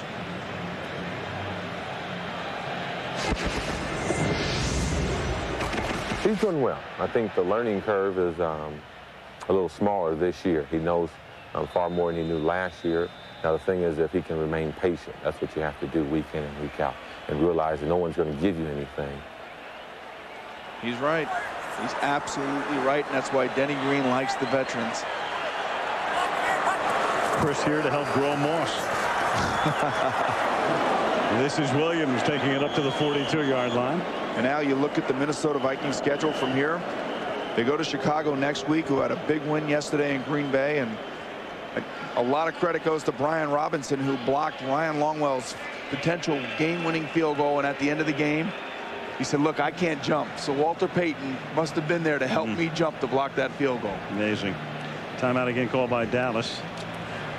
Randy Moss, as you can see, the only guy in the history of the league to reach those levels across the board in his rookie season. You recall the story, and it's a funny thing too, because had the Cowboys not taken so many hits to their image when it came time for them to pick last year, I mean, we all knew about Randy Moss and what a big question mark he was because of his off the field travails, and team after team, including the Cowboys, just had to pass on him. And then Minnesota said, we'll take a chance. And so far, so good. And just remember that Dallas passed on him, but they took Greg Ellis, the defensive end from North Carolina, who they are really happy with. And on 3rd and 1, they're able to stop. And there is Greg Ellis, he is right there, stopping Horde and keeping Dallas in the game. Timeout Dallas. So they've had to use all of their timeouts here with 4:04 to go. But it's the only way they can stay in the game, force a punt, and then, of course, try an onside kick, and they can stop the clock one more time at the 2-minute warning. Now, we were talking yesterday how teams kind of draft the same way every year. The Green Bay Packers, for instance, drafting defensive backs, trying to get their backfield better. The Dallas Cowboys have been drafting defensive linemen in the first round for as long as I can remember, and really they are so happy with Ellis. He's already had 2 sacks against Washington. He's had an 87-yard interception return against Atlanta in a Monday night game. He had a 98-yard fumble return versus Arizona. They also took Ebenezer Ekubon this year, another defensive lineman out of North Carolina with their first pick. So, hey, this guy has done nothing. Greg Ellis has done nothing but support the fact that they took him number 1. So Ellis makes the last play. Berger to punt. Jeff Ogden back to receive for the Cowboys.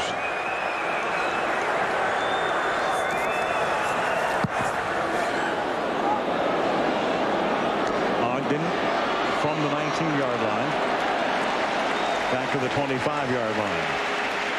Dallas down by 10, has to go 7. I was talking about the Minnesota Vikings remaining schedule. They go to Chicago, come home to play the San Diego Chargers, then at Tampa, at Kansas City, Green Bay at home, at the Giants, and then the Lions at home here. They have a tough road ahead. We'll see him twice more on Monday night at Tampa and then the Green Bay game here in December.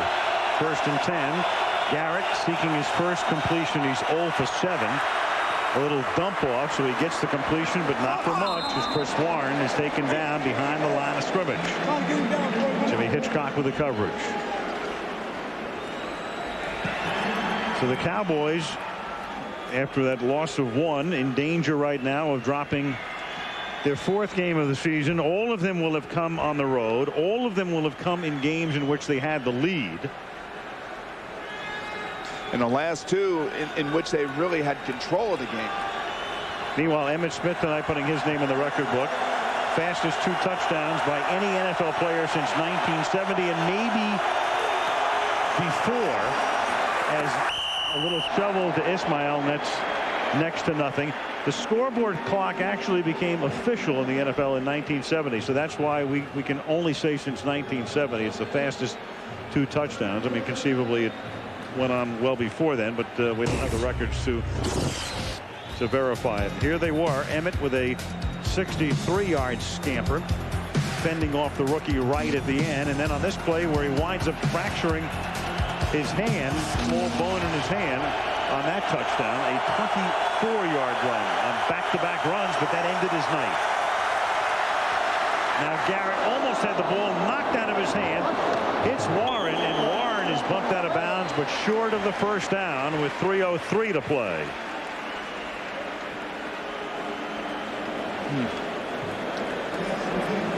Defensive linemen like Chris Dolman love this type of situation, and he's a smart player. Look, he's going to knock the ball out. Garrett does really a pretty good job of just holding on to the football.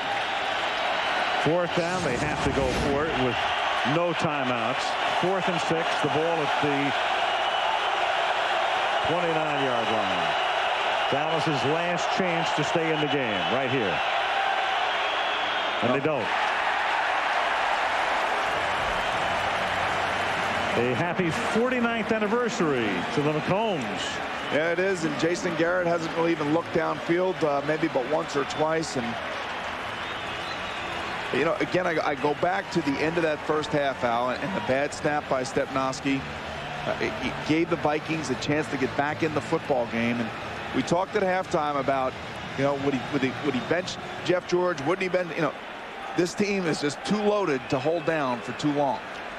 And the Cowboys gave a valiant effort, especially after losing Troy and Emmitt. And their defense held up as best, I think, as they could. If they would have had any help from the offense in the second half, this could have been a much tighter game than it's turned out to be. 1st and 10 at the 29-yard line. Ford. And he has the presence of mind to not run out of bounds and keep that clock going. Tackled by Ekubon.